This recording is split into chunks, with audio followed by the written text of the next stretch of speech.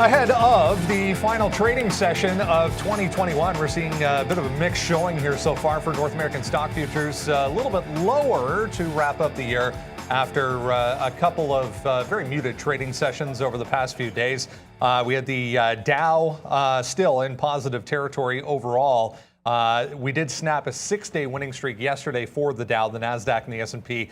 Off record highs recently as well, back to the downside. Overall, though, pretty impressive year coming to an end. I'll throw out some huge numbers here. Heading into the final trading session of the year, the S&P 500, 29.4% year to date. The NASDAQ up 28%, the Dow 19%. So a great year right across the board. Gains broad-based as well, 88%. Of S&P 500 companies posting gains on the year. So it's been pretty impressive right across the board. Some standouts: Ford, Moderna, NVIDIA, Devon, and Marathon Energy. All of those posting triple-digit % gains on the year. So we'll talk a little bit about a little year in review maybe coming up this morning. Peloton we'll look at, another downgrade for Peloton. A few things moving around, but overall pretty quiet for a Friday morning. It is Friday, December 31st, 2021. TraderTV.live starts now.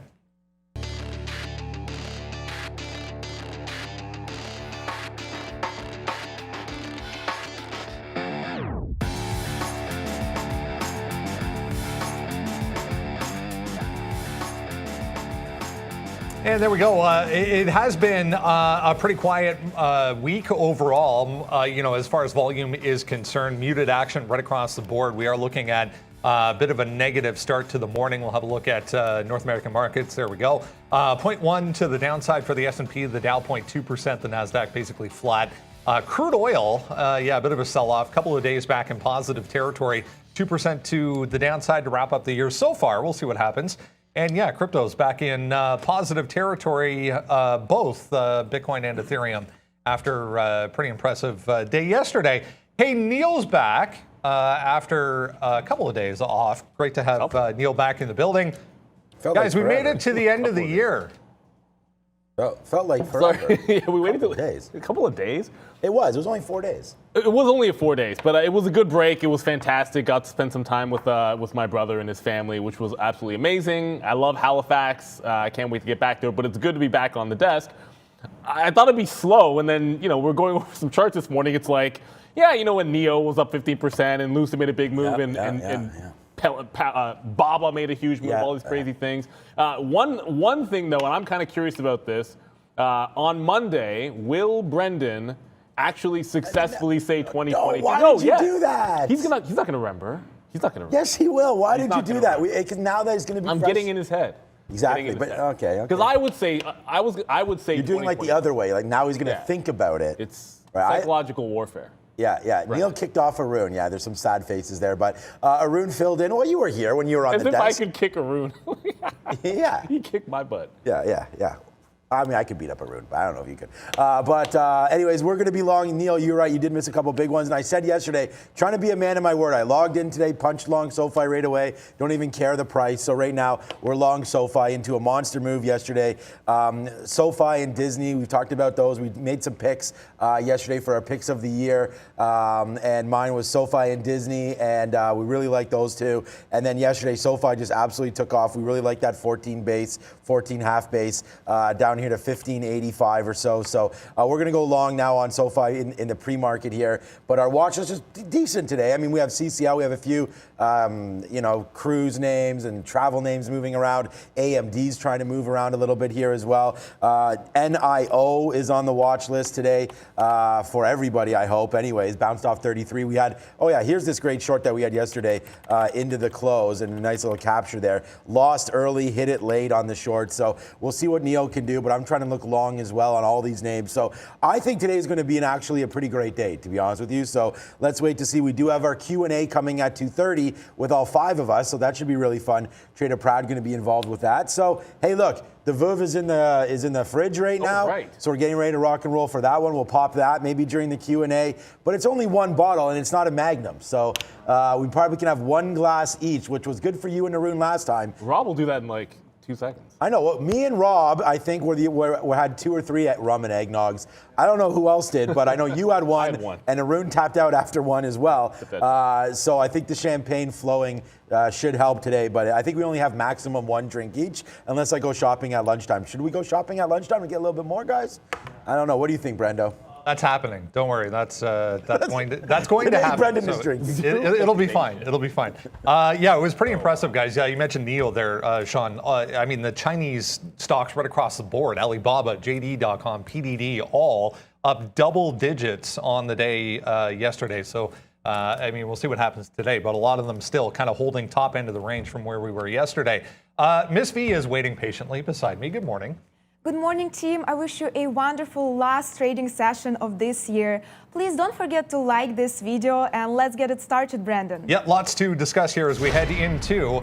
It's kind of, I mean, it's bittersweet maybe. Last trading session of 2021. Pretty impressive to think about that.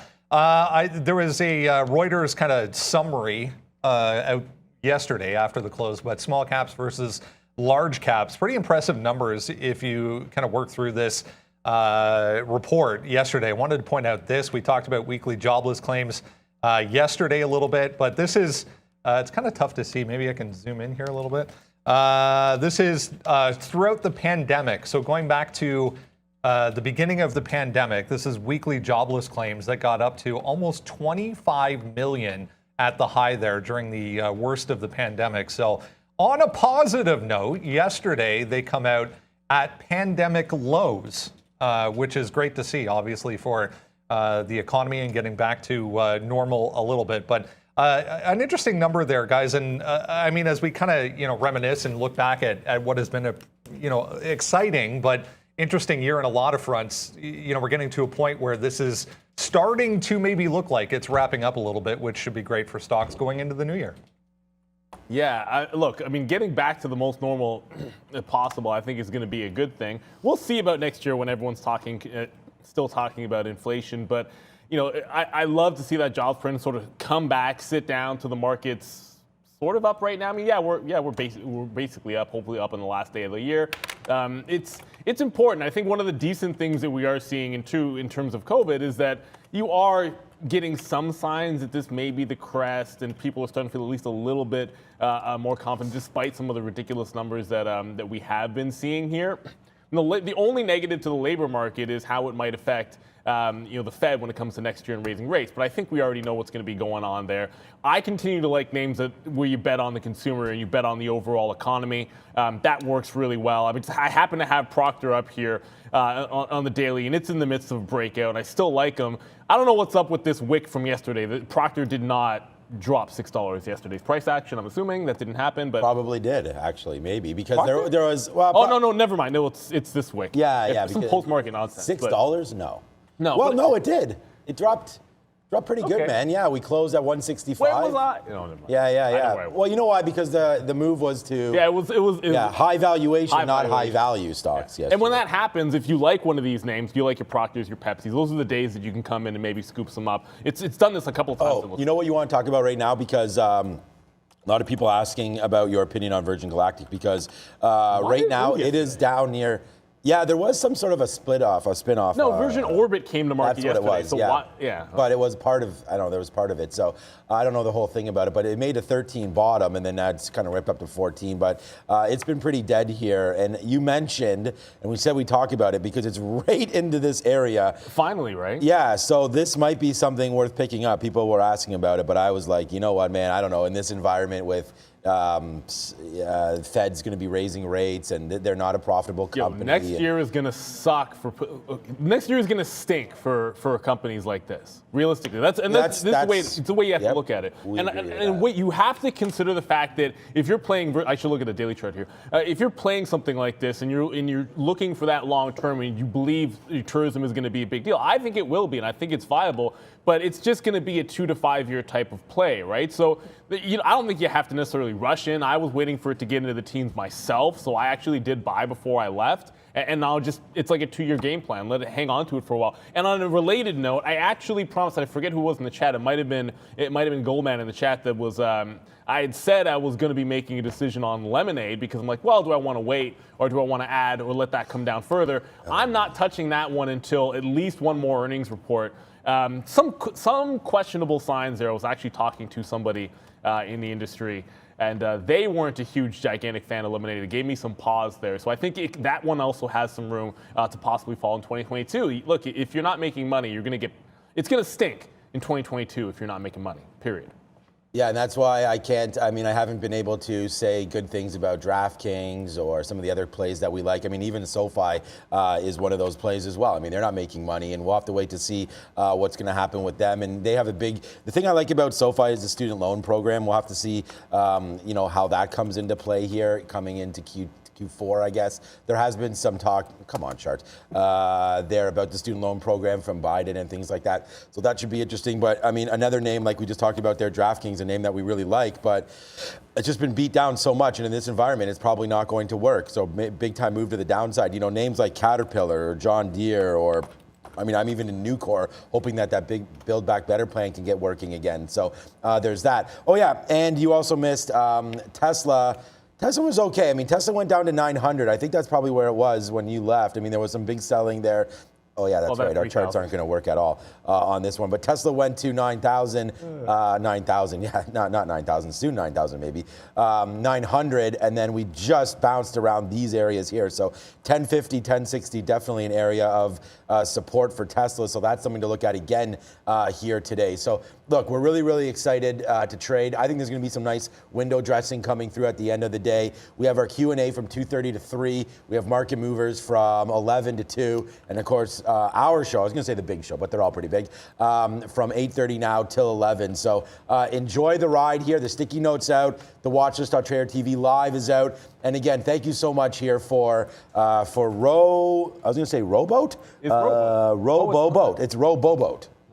Rowboat. Thank you for the $5, man. That'll go into the champagne fund there today, and we'll do some of that. Batman and Robin back together one more time. But our Batman and Robin is really Robin Lucas, and he returns next week. Lucas. Yeah, he hasn't been here for what seems to be a while. I don't know how that guy has more vacation days than us, but I'm really sure glad that he does. So throw it back to Brendan now. That's a little bit of talk of some names we're looking at here today. Yeah, Lucas gets more holidays than anyone around here, but well deserved. Britain, guys, approving Pfizer's antiviral COVID-19 pills. So some of these kind of vaccine-related names back in positive territory this morning. As far as a group is concerned, they have been, yesterday was a good day, but they have been under pressure a little bit over the past week or so. So a little bit of positivity here for Pfizer. Yeah, I mean, look, it's obviously I wasn't here, but to come back to that 57 price a couple of times. Report. Yeah, I mean, Pfizer. Look, I keep wanting to say it's been overextended, but it keeps on making these, I guess, recoveries back up, and now we're looking at a level. And ooh, goodness, I wasn't watching Pfizer for this, and I haven't really been a fan of the rollover trade here, but I'm sort of staring at this on the 28th. When it spiked and failed at 59.25 here. And I got to be thinking about this area as 59 to 59.5 or so as a resistance one. That's going to be tough if it spikes into that range and does a turn between 59 and 59.50. Day like today, especially if you get a continuation of some of those stronger names. I guess stronger names that have been previously beaten up and starting to run. That could bode well for like a pop and fade type of idea for something like a Pfizer. But again, it wasn't on the top of my radar. It's not moving like crazy. I think when you get these approvals and they're coming down the line, we know that's going to happen, right? They're going to get younger approvals. They're going to get approvals from different countries. It's not as if these are going to be gigantic surprises. So when you start to get a little bit further into the cycle of these, you tend to expect that maybe there'll be some selling of the news here. And Pfizer obviously is a fantastic story on the year.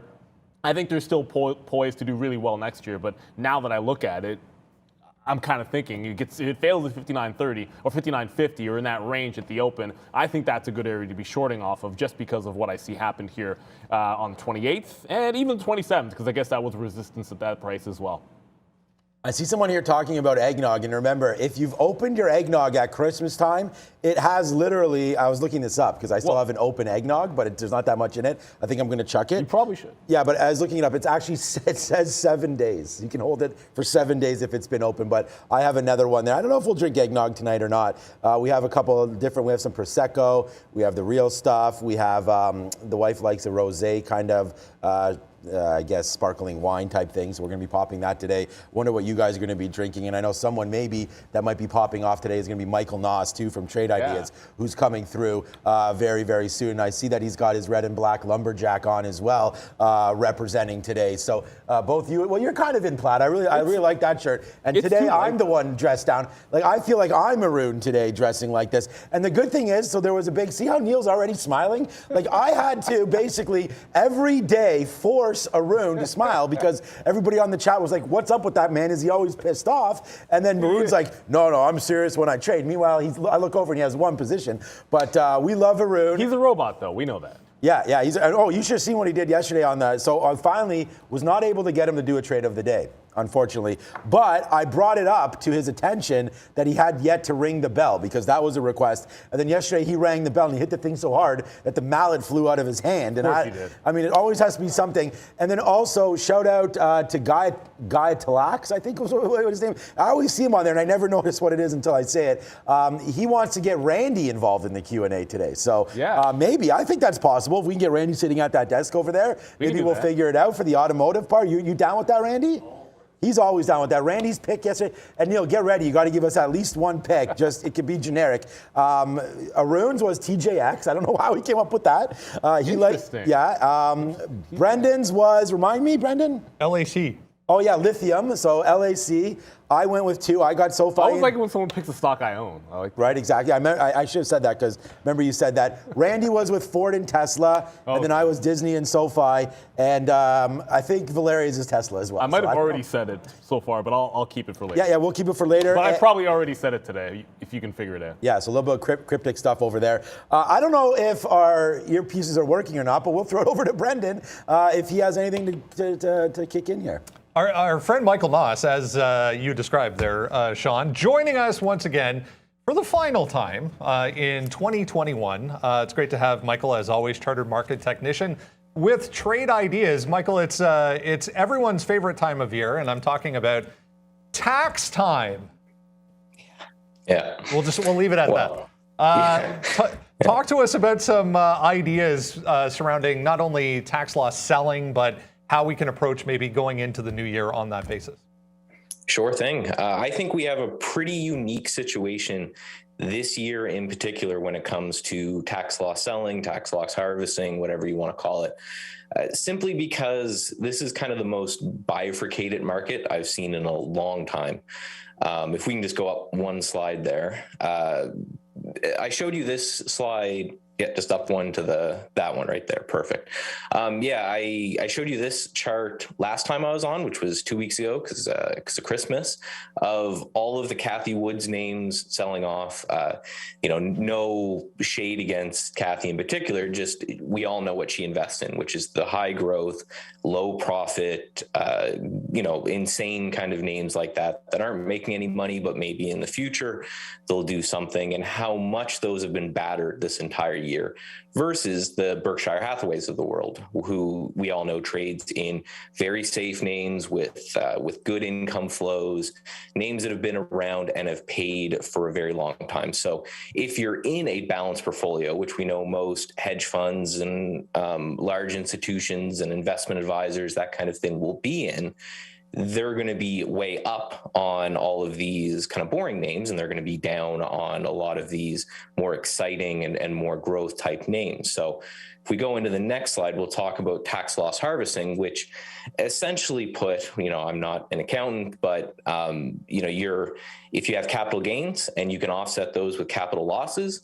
then you help reduce your overall tax bill. So at the end of the year, when an investment advisor or big institution or hedge fund, they're trying to figure out what they're doing at the end of the year, they'll look at names that they're down a bunch on, and maybe they don't think they're going to recover anytime soon, or they think they can actually just get get at the same price or better than they're trading right now, they'll sell those names, they'll realize the tax loss to offset any gains that they've made, and then potentially buy them back after whatever window, I think it's different for countries, surpasses, or if they can get a better price or something like that. So what I've done is within Trade Ideas, I've looked for these really high growth names and the ones that are kind of down the most on the year, that have consistent selling all years, and the ones that I think have the most potential to bounce as soon as these tax loss selling end. You know, we know large institutions take a long time to get into and out of positions.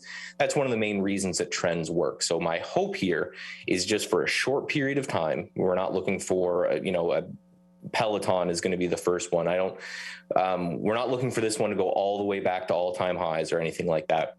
What we're hoping is that the people who shorted anticipating this tax loss selling will cover, and that the people that were actually doing the tax loss selling will stop, and that these things have the potential to bounce a little bit there as well. So one thing you'll notice across all of these charts, the indicator on the bottom is the RSI, or the Relative Strength Index. I've done a lesson with you guys before talking about that. When price is making lower lows and the RSI is not, it can sometimes be indicative of the fact that momentum in the name is actually running out to the downside. So across all of these names, and I didn't look for this, they just seem to be occurring all over the place here.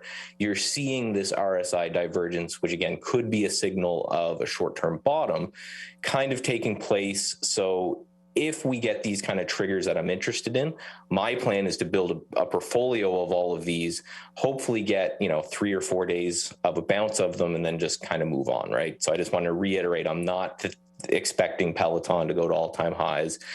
This one I have that if it breaks 40, that's out of that little downtrending channel that I drew. The gap fill there that I highlighted is at $80 a share. So that's near double. If we get anywhere near that, I'll be a happy camper with that trade. Next, we'll go here to Zoom.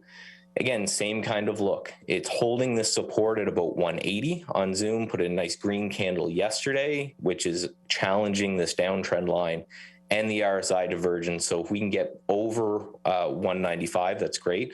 That support at 80 is what I'm going to lean on to be wrong. We always need to know where we're wrong.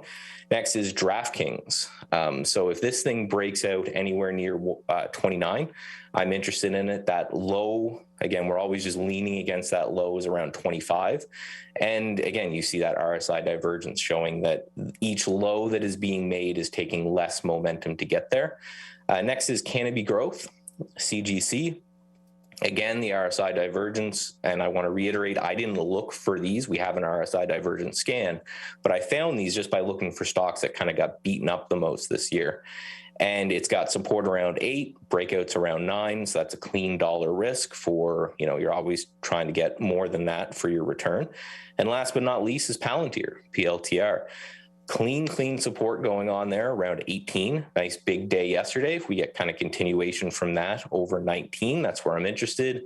And again, I'm wrong under 18 from that one. So that's my top 5 tax loss selling potential bounce plays I'll be looking at next year. I feel like you might have consulted with our good friend Sean over here on that list, because it's it's maybe a few of his favorites. No, it's an interesting look, especially when you kind of add in some divergence in that sense to. I mean, it's important all the time to have a higher level understanding of what's happening in the market that can affect these types of names. So great look as always, Michael. From all of us here, Happy New Year. Safe New Year as well. And we'll look forward to more content coming from you in the new year. Happy New Year, and I'll see you next year. Sounds good. There we go, guys. A little look at, Sean, maybe your watch list today. Yeah, I mean, look, it's not great to make that list, right? Because that list means that your stock has been pretty much beat down, and it's just looking to bounce off, right? And I mean, the one name that obviously near and dear to it, out of all of those names, I mean, first of all, I'm not really holding DraftKings anymore. SoFi, I might have mentioned, Michael Knox might have mentioned SoFi there, but that's a name that obviously I'm interested in right now. And then Palantir is just, Let's load up. We have the level that Michael was talking about, the same thing that we've been hitting for a very, very long time. We've made a lot of money just buying these dips into 17.80 here, into 18 bucks. Almost every single day we've had this long. So you're going to go back to like 1 day, 2 days, 3 days, 4 days, 5 days. It's just been a cash printing machine right here on the day trade. But when you look at the overall day selling on the daily chart, it's been pretty bad, right? There's been a lot of these names that have really come off. These high flying names that are high valuation that, I mean, Michael just talked about it, so we don't need to talk too much about what's happening here, but I think that, you know, they're due to bounce, and I just feel like right now you do get that tax. Remember where Palantir was coming from, man. It's coming from $9. So when it goes up to 29, fades out here, people realizing some profits, taking those hits here, maybe from buying it up in year, now taking some hits. I think that all these names get rebought here into the new year. Someone said looking for like an epic collapse in January. No, that's not going to be happening. I feel like there's going to be a lot of names that have been beat down that are going to get bought up because, again, if they outperform in 2022, a lot of these managers want to have these names on the books. The only thing that I can disagree with really is DraftKings, only because I don't think it's going to be the right environment for DraftKings this year. We've talked about the cost of borrow, you know, and you want to be in more value names rather than higher valuation names. So I don't like DraftKings heading into this year, but it doesn't mean it can't rally. And I think that Michael, when he was talking there about Peloton, the thing is, he said not back to all-time highs. All-time highs on Peloton, guys, is 170. So, I mean, if he was coming on making those kind of calls and being right about it, then we'll make a hell of a lot of money. We're already long $40 and had to withstand a little bit of a drop down here to 35. We'll see if maybe that's the bottom here. I do like Peloton. I'm not buying more. It's a small position built in my longer term portfolio. So this is not something that, although Michael mentioned maybe getting out on a little bit of a pop, for me, you know, I want this thing to get probably back to 50 bucks. And at that point is when we'll most likely cash out unless something's changed in Peloton. But for right now, I do like that name. And so far, so good here. We'll go Mamma Mia. And I know Halifax is definitely known for its pineapple pizza, so you probably went crazy there. You can see right We did homemade pizza and there was no pineapple on it, just so you know. Because you ate it all off of it, I guess. No. It was nice because Arun likes pineapple pizza, so we didn't talk. How is it? We didn't talk too much. It's only been like 25 minutes and already we're talking about pineapple pizza. I know. What's going on with that? That's crazy, man. Man. Making everyone hungry around here. 16.20, a level there for SoFi. So SoFi right now, SoFi, so good on this stock as we're 25 cents in the money. And we'll see if it can continue to run up here on SoFi.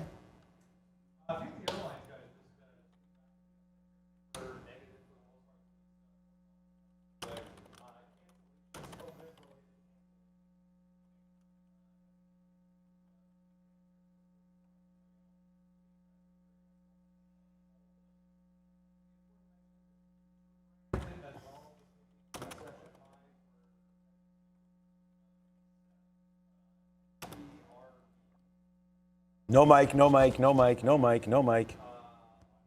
NTRB if you guys come back to me, we can talk about a neutral brand here. It's not like it sounds a lot like a Quaker bar or something. I was like, yeah, I've heard of them. I think I've had that granola bar. No. It's another small cap. 4 million float, I want to believe Brennan was mentioning to us. It just broke up 65%. It just broke this 630 level. So a bit of a top getting broken out here. I was looking at this and saying it has room until like $7. I checked for locates on this bad boy. I think we were paying like 30 cents, so quite expensive to borrow. I know Arun wouldn't pay for it, but it's got some room to $7, which is your obvious level. If it can't crack that at the open, I think you'd be looking at, you know, one of those pop and fail type ideas at 930. But for now, this is a volume leader. I'm in this up, and of course, I'm in the one that's pulling back. ISIG here, which was apparently a runner while I was gone. I did trade it before when I was a couple of weeks ago. I think we were trading ISIG, but NTRB looks like the runner. Watch out, very, very low float name. We know what these can do in a lower volume environment, so you can expect, you know, bigger moves. Sometimes you might get those halts, and these can continue, right? When you have the junior traders on the desks, a lot of times the retail type names can do really, really well. So NTRB should be on the radar. I just think $7 is the big level if you're taking this breakout. I like the dip in ISIG because it's at some support levels that made some sense.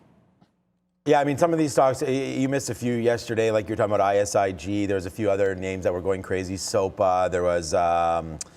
Yeah, SOPA has been kind of slow. There's been a few other ones that's been on the board. I have to check my sticky notes to figure out which ones there were. DD yesterday was a name that was ready to rock and roll, and we'll see yesterday on the Chinese, bump up. I actually, now that I look at this, that there's a big seller here we were short and out, so we lost 5 cents or so yesterday on this name. We'll have to watch out for DD here at 520. That's another level. And yeah, everything is all fixed out, guys, right now because as you can see, Randy has put down the drink and is now ready to turn on Brendan's mic. So let's go back over to our friend Brendan right now. It's 9 o'clock, but it'll be a Randy kind of day. Once again, thanks, Randy. That's very nice. Let's bring in Arun, guys. We'll get a check of the overall market. Yeah, he's still here or there. It's Friday, Arun. It's the last day of the year, which on a futures side of things means a lot. Tell them. Yeah, so this is the last day of the year. From the end of the day, this is where the majority of the volume is going to come in. There's going to be some adjustments being made, so I expect the futures to start moving. It's done year over year, not year over year, but every year right at the last day, there's a decent amount of activity. So expect the open to have some activity on the futures as people throw some stocks and some positions into the opening imbalance, and then right at the end of the day, when the closing imbalances come out, you should see a nice little. Whichever direction goes, there's going to be a ton of action on both sides there when the futures do take off towards the end of the day. So the final 15, 20 minutes or so should be pretty exciting, I would think. So here we are kind of working with some futures levels. It's not really changed much in terms of the intraday basis. The way we've been trading it for the last few days since I've been in the office, it's all the same. It's 4,800 up top. If we get down to 4,730, we're in a buy zone. Maybe we can get some bids there. And then based on the way it's trading right now, there seems to be some buy side momentum. So leave it be. If it can get into maybe 85, 90 and starts to kind of rotate a little bit, you can take a shot on the short side. I hesitate to take the shot on the short side though, just because that 4,800 number hasn't been tapped yet. Like I want to see this, we'll see what's above 4,800. If it's just stops or if there's some volume, actual buy side volume willing to step in past 4,800. So I hesitate on the short side, but if the setup is perfect and everything else is good to go, then I'll go ahead and take the short. I'll be forced into taking the short, but 4,800 up top, 85 going up, that's where your option is on the short side. And then down below, you got 4,730 starting up a nice little location to start building a position. But the risk on this is almost like 40 points because the stop has to be 4,690. So the downside is wide open. If this market wants to go to the downside, it's got about 45 points or so before we even hit anything that would resemble support. So there is a decent amount of space to the downside. Market does want to go up for the time being, so we'll let it be and see if we can catch a trade at some point during the day. But again, keep an eye out as we reach the final half an hour, when these closing programs kick in. There should be some movement, and there should be some. It should be a nice way to finish off the year because it's been fairly muted for the week, and I think to end the year with some volatility would be really nice. Great stuff. Thanks, Arun. Happy New Year to you and yours, and we'll check back in again on Monday, which will be 2022. Crazy. CCL, just back to 2040 here. We're going to talk about travel stocks here coming up, but just saw that pop up on volume scanner, but I don't see any movement, which is interesting. So let's do this instead. That is the link, guys, to the watch list we send out every single morning, absolutely free. Travel stocks going to be top of the list today as we continue to get negativity surrounding this group. Yesterday, if you remember, if you missed it, about midday, I want to say. What time was that? Yeah, it was about lunchtime, actually. The CDC came out and said, yeah, no one should be on a cruise ship right now. So that caused this move to the downside on CCL. I mean, all of these look pretty much the same. Yes, they were talking about cruise ships, but obviously this can kind of be portrayed right across the entire group. So yeah, that came out. That news came out when we were doing the Market Movers show with Trader Pratt, and then he threw it right over to me.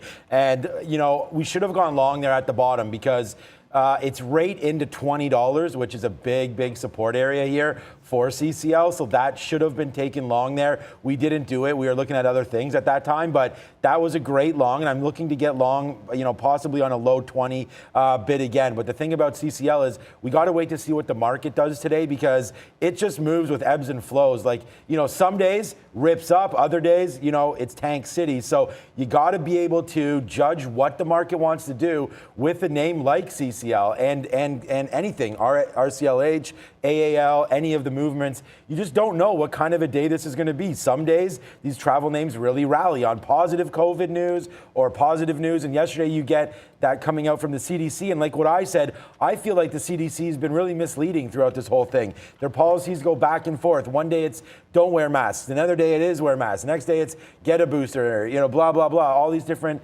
things going back and forth. And I just feel like they're not really, and I am no doctor. I'm no scientist either. So I don't really know what the right play is going to be here. But I feel like somehow this is going to get walked back and CCL can continue to go to the upside. I know there's a lot of pent-up demand. Yo, what's up? Trader Brad in the building, I think. Yeah, it's nice outside. Yeah, I'm hearing everything he's saying here. But anyways, is Greg in the building today? Greg's here, yeah. Oh, Greg's here, okay. A nice little move downside on CCL there. I think we got to buy it up. I just want to wait to see the market open up. And again, I like to try to follow all the rules. And obviously, if it's going to be made a mandate that you can't go on these cruise lines or it's not recommended, I just worry that the government steps in and maybe pauses these cruises from going out.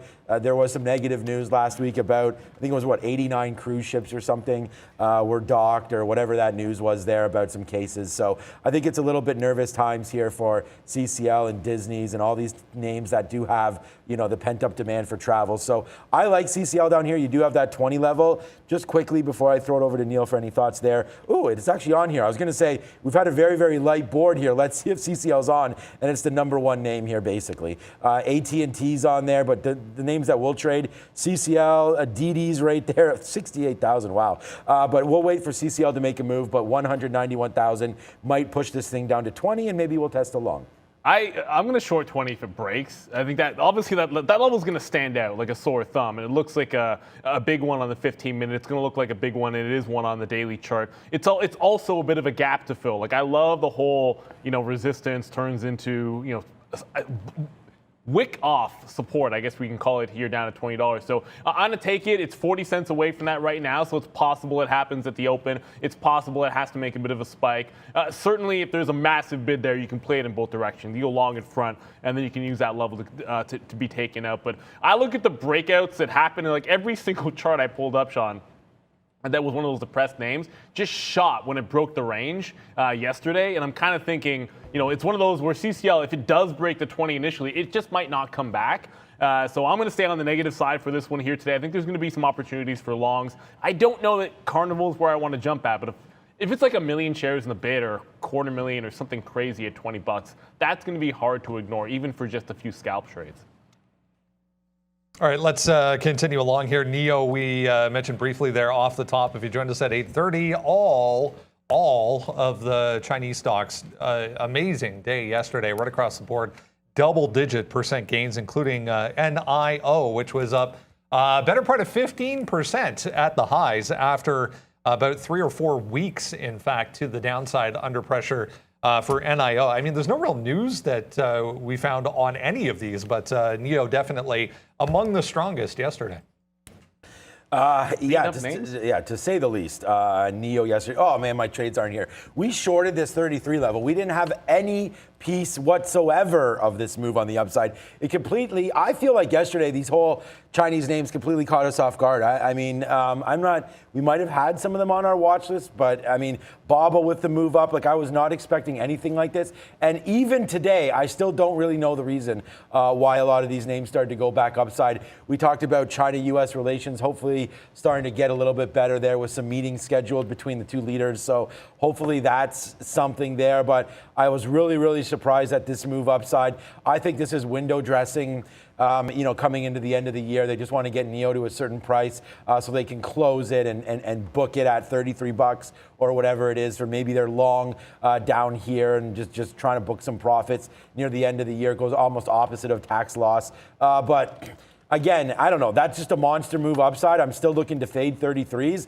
But on the watch list today, I actually put out, I mean, I just said fade 33s, but, you know, here it's the #1 stock. Huge day yesterday, looking for a move again. If we do break 33, then we want to punch the long and see what that does. I'm more excited, and what I meant to say there about fading 33 was waiting for the open direction and see if we don't get one of those patented Neo moves right to the downside early. Like this is early, boom. This is right off the open there, comes right to the downside. Obviously that's, you know, coming from the day before, a big move down and then a rip up. We saw yesterday's nice little rip up here. I can call up minute charts to show you what I'm talking about here, but look at this move to the downside. That's what we just showed you. Like this can open up at 30 and crash to 27 again. We've seen that over and over again. I don't think Neo is, see, I mean, look at this in the open here the last 2 days or 3 days ago. Boom, boom, boom, boom, boom, right? So no trades there. Let's wait to see what Neo does. And if we get any indication like buy, all this buy volume comes in here on Neo, then yeah, we want to go long. So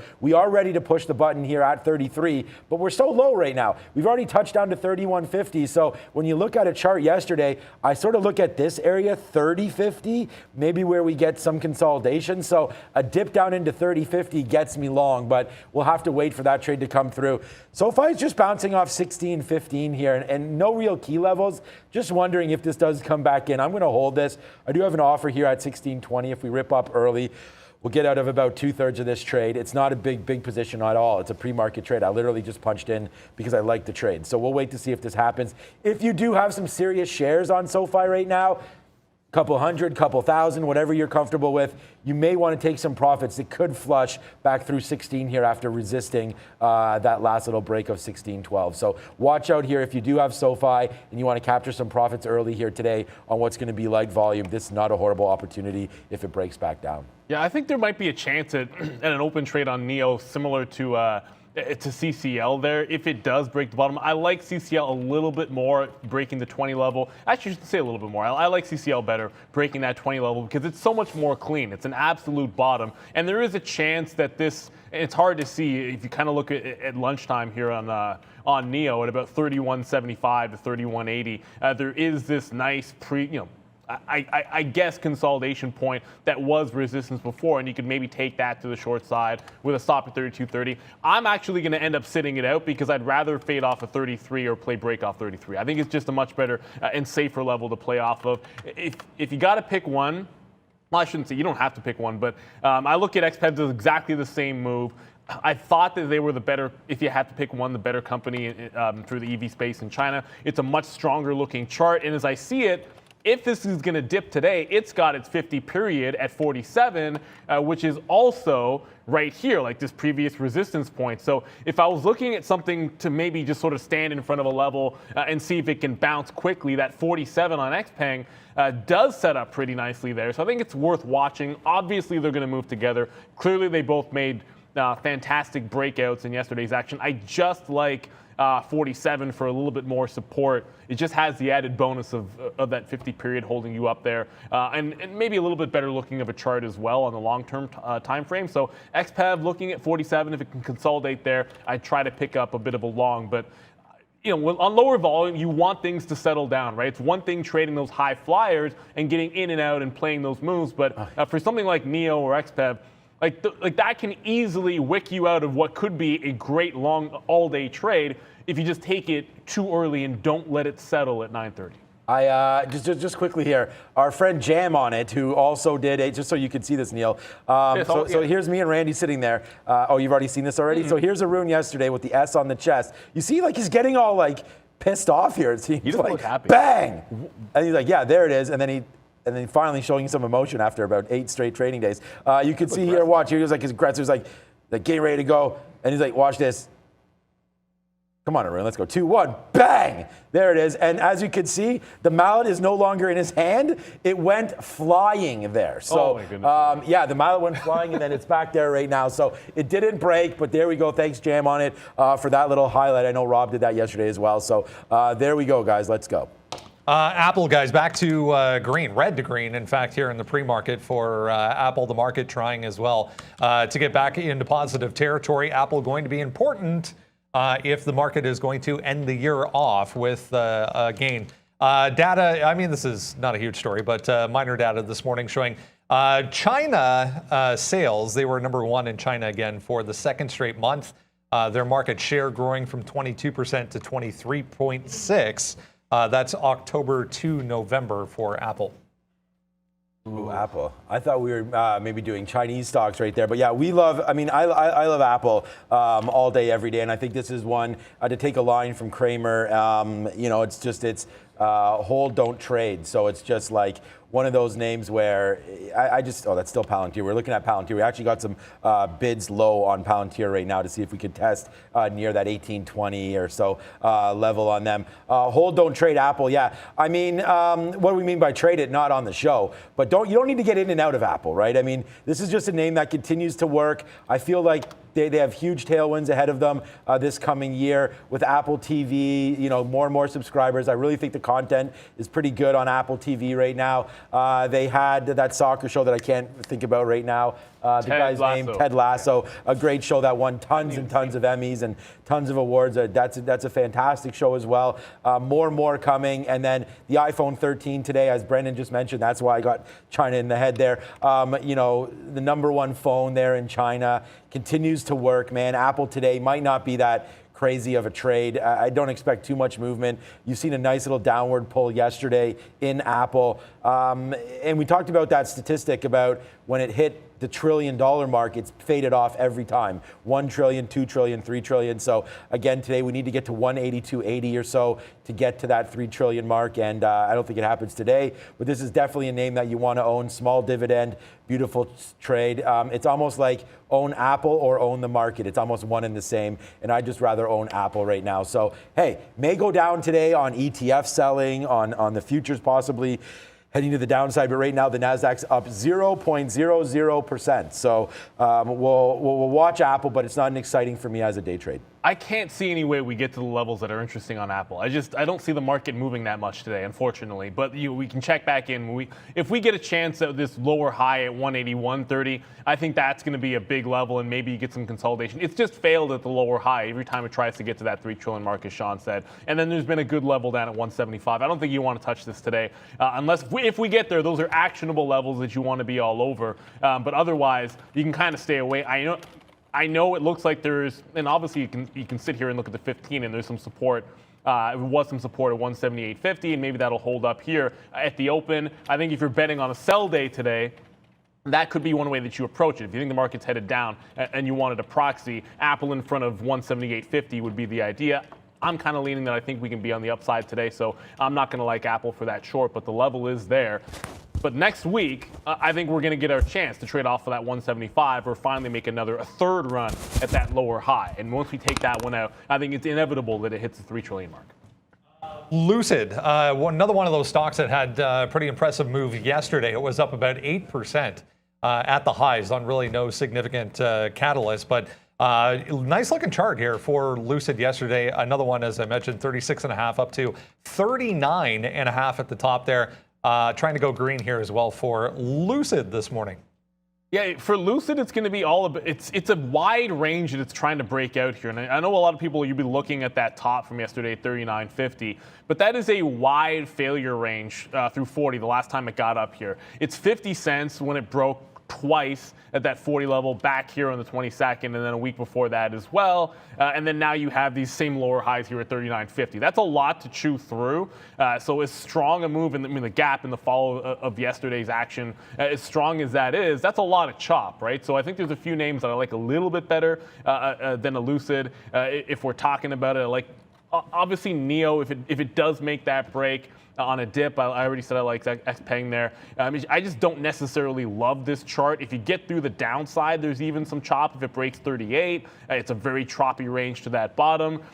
35.5 to 36 is great support. It looks like down here you got wick support, then you had nice consolidation support on the 29th as well. Obviously Lucid, I think for a lot of people, if you're looking to be in the EV space and you want like your next Tesla growth type of name for next year, I think it could be maybe a bit of a safer play than some of the Chinese names personally. That's neither here nor there. Obviously, they have a lot of work to do when it comes to production, as do all of the electric automakers. And I'm not a gigantic fan of anything except for Tesla, GM, and I think you can put Ford into that bucket because I think they're safe plays. Brennan already said he liked the LAC for his play of next year in lithium, and I think that's a pretty solid way to express your desire to be in the EV space without having to pick a true winner. And that's a tricky thing to do here. So I think Lucid is a very messy trade. I think if it pops to $40, I think there could be some definite trapped longs on a 40 break, just looking at what happened the last time we got here. So I'll be on watch for that. In particular, it's still going to be XPeng and NEO that I think might have the better day trades here this morning. Yeah, yesterday, just on that Citigroup mention there, we took it yesterday. It was an absolutely monster trade. It was like one of my best trades of the day profit-wise because we hit it early and we were confident in the 37 break there. Yesterday was the pre-market break. It was some of the highs that were hitting the day before, so we just passed it through, boomed it to the upside, and then obviously as the market exploded, like we're pretty sad that we only wind up taking $1 on it, and then as it goes, about another $1.50 upside there. So we were 37 to 38 yesterday, and then we just got out here because it was just too much consolidation. I wish we would have held it for this clean rip up to 39.50. You get to 39.50 today, I think that's probably worth a fade. It's not to say that, you know, I'm negative on the stock. I'm not. It's just, I don't know what the volume is going to be like today. I mean, the NASDAQ just dumped a little bit right there. Did Lucid even fall down? No. So we'll have to wait to see. But I do like Lucid here today. I agree. It's not a super clean trade, but it looks like it's trying to go up. That reminds me of Rivian. We didn't trade that yesterday at all, but that was a good mover yesterday, breaking back through 100, I believe, near the end of the day. No, it didn't. Sorry, it did not break below 100. We were looking for that move. Didn't happen yesterday, and now it's starting to go back up to the upside. What is Tesla doing right now as well? A lot of these EV names seem to be going a little bit here. Okay, 1075. So Tesla off that 1060 again in the morning, and that's crazy because, oh man, like we battled back and forth with Tesla yesterday. Yeah, the trades aren't on here, but that was a crazy trade yesterday. We were just caught early on this name. I think you got to let a lot of these things settle down here as we're going to have probably low volume throughout the whole day and a little bit of back and forth here off the open. So let's just wait to see if we can get anything. SMH is tanking. I don't know about that. Let's see where AMD is going down to. This is another name yesterday. Again, that was pretty good. We shorted. And then look at, I don't know why there's no data here, but trust me when I tell, oh yeah, because yeah, for some reason, what the heck? It's looking like AMD, like look, this is like 9 o'clock and then this is 9:50. So maybe AMD ghost traded for the first half hour yesterday. I have no idea. And I don't want to refresh the chart because then I might lose these. But we were short here into a big rip. The first short started at 147. We averaged it all the way up. I was, funneling my inner Arun here, and we were like, okay, this is about $1 against us. There it is. We were using the 149, magically just appeared there. You can see we play the rip, we shorted it, and then it turned out to be, guys, a real face slap. Oh, that says face slap, and it's a dancing gorilla, but it doesn't matter. So we were getting slapped around, and then all of a sudden, man, we took our last shot right here, and then it was like this. Doot, doot, doot, doot, doot, doot, doot, doot, doot. And the NASDAQ with a monster tank. And look at this, man. This was a 148.50 short. We covered it right at the bell for 145. So that was a $3.50 winner, our biggest one there yesterday. And I said yesterday my number one trade was Lucid. But now that I see this, I believe at the end of the day, from a net-wise, AMD must have taken it because that was a good one. But again, Lucid, we were hitting it with a little more aggressive shares. We didn't hold this one for the full load. As you can see, we're getting out. And this was finally a profit-taking spot. So really our average price was 147.50 or so after all of this. So that move down was more like $2.50, to be honest with you. So that's sort of like the move that we're looking for today. If we get a move down in AMD off the open, let's see if it spikes back up. Xiling Steel was supposed to close this year. It looks like they're confident it's going to close in Q1 of 2022, which is months away. So I think that's going to be a good deal. XLNX, I believe, for Xilinx, but you don't need to look at that one. We only look at AMD. Xilinx is a $200 name. So we'll watch out for that. 147.50 or so is where we're trading. Maybe a break. And what I wrote down here on the sheet today was delaying Xilinx now to Q1. Play off of 145. So if we do get a dip down in AMD, my bids are already here around 145 to see if we can get a nice little dip buy, and then we'll see if it rips its face off again today. Yeah, XLNX actually down on that this morning, which was kind of strange. Peloton, we heard Michael Noss talking about some tax loss selling. I only mention this, guys, because if you have a look at the intraday chart here, I wanted to pull this up just to show you. Look at the size of the closing print on this stock yesterday after a monster move back to the upside. So huge closing print. So, I mean, worth a mention. Yeah, it's not doing anything here in the pre-market. Another one of those that had a huge day yesterday back higher.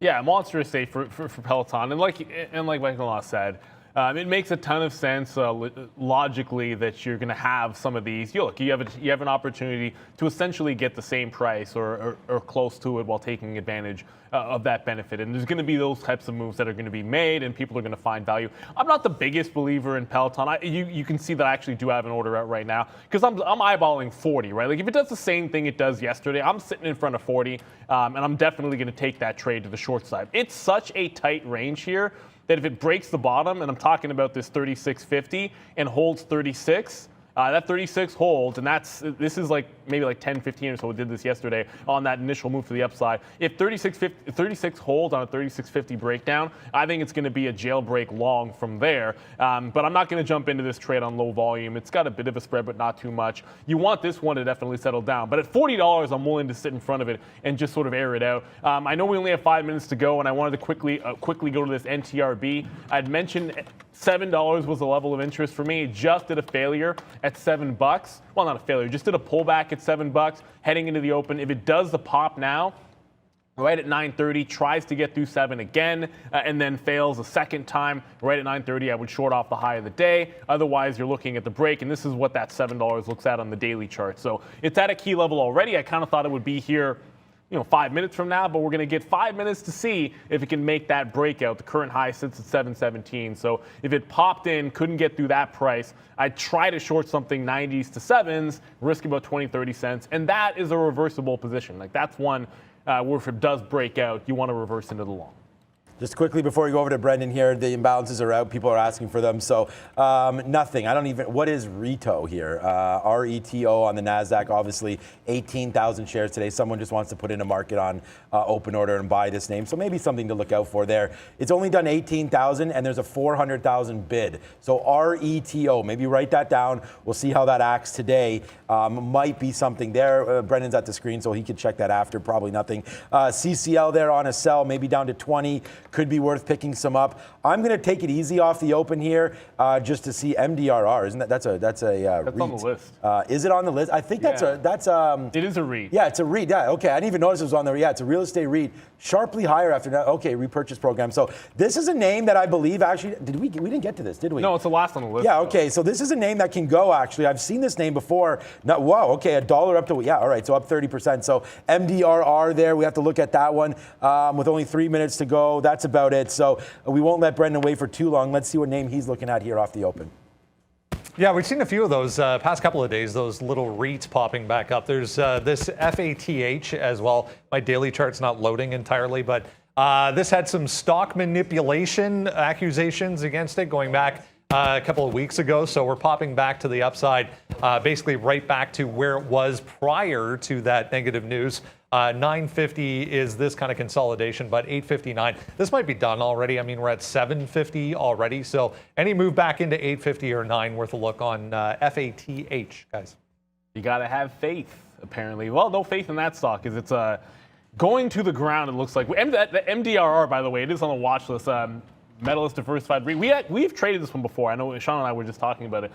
Certainly on the show, share repurchase program up to 2.4 million, bottom of the watch list. It's starting to come back in a little bit after sort of breaking out pre-market. And I look at this kind of triple bottom here at a 125. If it gets through that, I'll take a short trade. Pretty nice if we bounce off here, and then you're looking at a 138 breakout to the upside, which gives you room to 150, right? Like, You can a dollar stock. You can take a 139 break and 138 break, and you can scalp it to 150. And then if it doesn't break 150, you bank some profit in there. I think you have to do that with cheaper names, especially on a day like today. So I have a stop order to go short if 125 breaks. If it does hold that off the open, then I'll start thinking about the long. But it looks like we're testing the bottom end of that name first. And of course, with 90 seconds to go, NTRB is right in that range that I think we have to be watching this one at that $7. It's right up at this top. It's definitely consolidating here. It looks like it's going to make a run in the next minute or so at the top. If it fails there, I think it's a nice little quick short you can have off the high of the day. I don't want to take the breakout if it's before 9:30. I'd rather see it make the move at 9:30, and hopefully we'll get the countdown right as well. Yeah, you're going to get it right. I wasn't getting it too right when you were missing here. We got some days we were okay on it, but okay, 29.40 right now on AMC. AMC has been a crazy mover the last couple days. We've talked about that.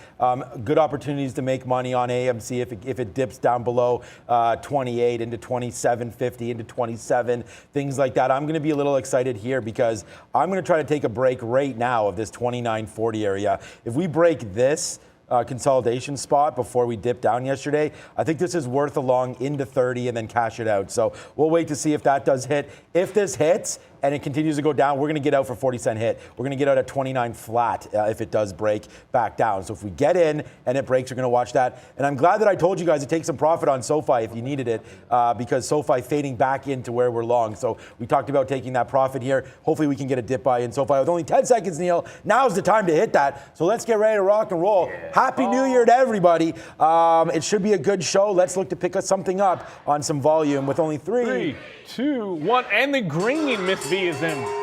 Yeah. Miss V might need it today. We'll see what happens with it. Miss V representing today. Yeah, for sure. Immediately look, obviously NTRB is going to make that test to $7. It's trying to get to this 717 area here. There's what looks like a bit of a first failure. Of course, I sit there trying to get the shares and do not get them. And the other name moving here, that XPEV that I'm watching, nowhere near that 47. But if it can get that dip, I like 47s on XPEV. Okay, so we actually did take a 145.40 there. Come on, give it to me. Bang, right there, 50 cents right there out of the gate on AMD off of a beautiful long. Let's go AMD, now 70 cents in the money. So we just got a 145.40 long there on AMD. Cash it out for 50 cents at 145.90 right there, half piece. We are getting ready to get out. If this breaks back down through 145, we're going to be gone. But we'll play the momentum to the long side here early on AMD. So yes, sir, $1 now with the money on AMD as that's starting to run to the upside right now for AMD. So that's going to be a good look there. Nothing else really happening. SoFi right back to where we're long. So we'll hold on to that one and see if we can get something a little bit lower here on SoFi. So far, so good. Yeah, by the way, no share shortable on NTRB because, of course, we're not going to have them. That's exactly what's going to happen to me. I just double-checked to see if we could get any. Look at NASDAQ. Holy crap. We don't. The market's heading to the upside. XPEV does make a move down. It got to 48.5 or 48.25. Now it looks like it wants to try to break out. This is on very, very light volume, so I still think that's worth sitting out just a little bit. And then back over to this XCRS. I don't know if we got to Zers. And it was on the watch. I want to say it was on the watch list, but that one is also putting the move on where it's failing at the open. I kind of liked NTRB a little bit better for the volume. Looks like Zers is the one on the move. It breaks 290, and I am going short on this break, which is imminent. AMD, baby, now $1.50 in the money. We take a Neo long. We'll see if this can work as well. Long right now, 32.20. Just trying to play the break back to the upside here. It just did test 31.80. This one, we'll see. It had legs yesterday. Let's see if it has legs again today. Look at all of this, man. This is what a big day already. We talked about getting long SoFi. Bang, there it is. Let's keep going to the upside on that name. Now 40 cents in the money. Neo, 40 cents in the money. AMD, $1.40 now in the money on AMD. So yes, sir. Welcome back, Neil. He's brought some good luck for us here today. Let's take a piece out on on Neo. Did we just get that on Neo? Yes, we did. Ring a ding ding. Another one right there on Neo. The carnival is open today as we're 3 longs, 3 for 3 here today. Let's continue these upside moves, man. SoFi getting ready, man.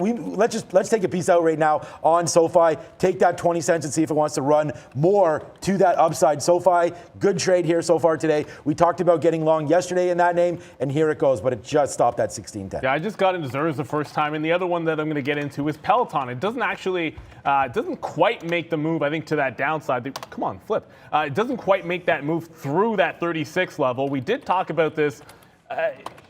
Specifically, if it broke 36.50 and then held 36 even, it was going to be a long. I wish I would have actually gotten it through this 36.50 again, but it does break that 37. I just took the long breakout in 37. Look, I'm still going to, if it gets to 40 for whatever reason, I'm going to short this name if it got there, but I wanted this on a long breakout if it held that 36. That's what's happened. So Michael Noss liked it. I know you like it, Sean. Peloton. Yeah. Can it do what it did yesterday? I doubt it can do what it did yesterday because that was so ridiculous. But if we can get a couple bucks, we'd be pretty happy with it. Brendo, what up? First one of these Chinese names to pop up here, guys. Tencent, actually, not one that we mentioned in the pre-market, but another one that had a big day yesterday. TME, just taking pre-market highs there.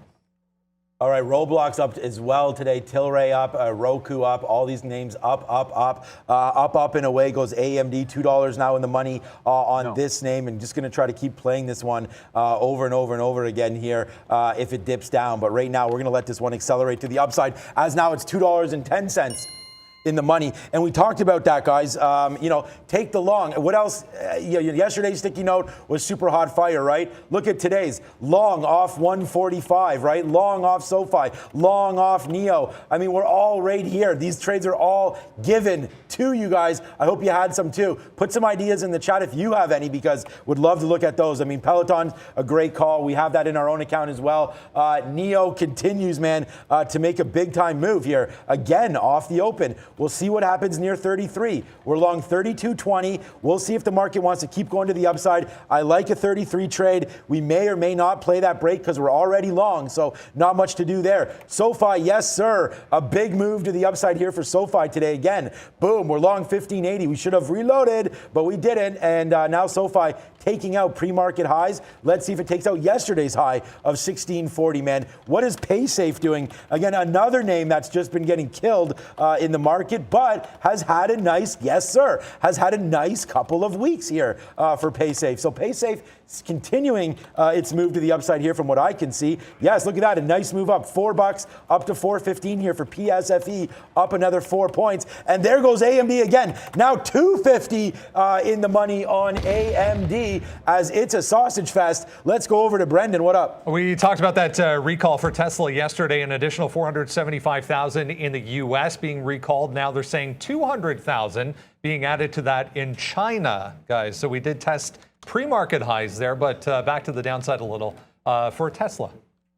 Yes, sir. That MDRR, by the way, does make a little bit of a jailbreak. It gets through that 135. I wish I wasn't looking at Peloton and Zers, but it does make the move up. It doesn't get through that 150, so you still got resistance at that price. I'm going to have to play this off of 150 fade. It just, as long as it checks up here, the volume's already starting to die down a little bit. I think we're going to get a chance at some dips for sure in this name. And I'm going to look at Peloton for a bit of a dip as well. CCL, which was the $20 or bust kind of idea. Yeah, it broke hard off of 2030, it looks like. Load, really? Yeah, it broke hard off of 2030, but just did a wick high at 2075. Afternoon resistance just failed hard here on CCL, so this one's coming back in pretty heavily. I think you now have a 2080 style breakout if it can consolidate here. So now CCL, it's no longer just a 20 breakdown. If it wants to head to the upside, you're looking at a 2080 break. Got to hold some of these levels on a 2050 dip. I do like the Peloton dip a little bit more. I was kind of negative to start the day, at least certainly on CCL. I'm not going to go too far away from that. Peloton right back into this 36.50 range. If it holds this cluster, I want to be adding to this position, not subtracting. Yeah, we are still at highs as AMD now almost $3 now in the money on AMD. We took a quick 50 cents and now we are in the money much more than that as $3 coming into play and we just take out 148. Again, man, this is the name that's on the sticky note. It's a name that we love. We'll see what it does.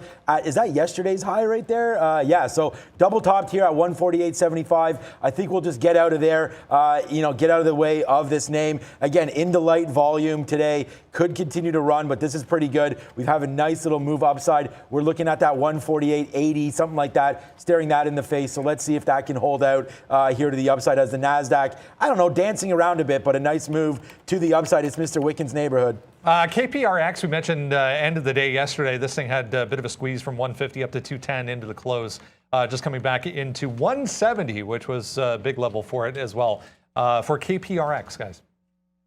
All right. Okay, and I saw some people talking about naked brands. Another one, OLPX moving. Alibaba, which I guess was another one of those crazy movers. That's quite the spike on Alibaba to the downside. It's now held 120. Looks like that's failing rather heavily, but 120 psychological level here. If it's going to bounce, I think it's got to be a fade. If it's going to sell this hard off the open, I can't see any way it's likely to make a recovery. It's already broken out the bottom at 121, so I'll use that 121 price as a potential entry point. I just missed out on the chance to reload on Peloton, but I did reload on Zers as that just failed at the high of the day as well. But Alibaba now down 2% and looks like the weakest thing I can find here. The market's still trying to get to the upside, and Baba, in the midst of a $2.50 drop, I'm going to short the pop.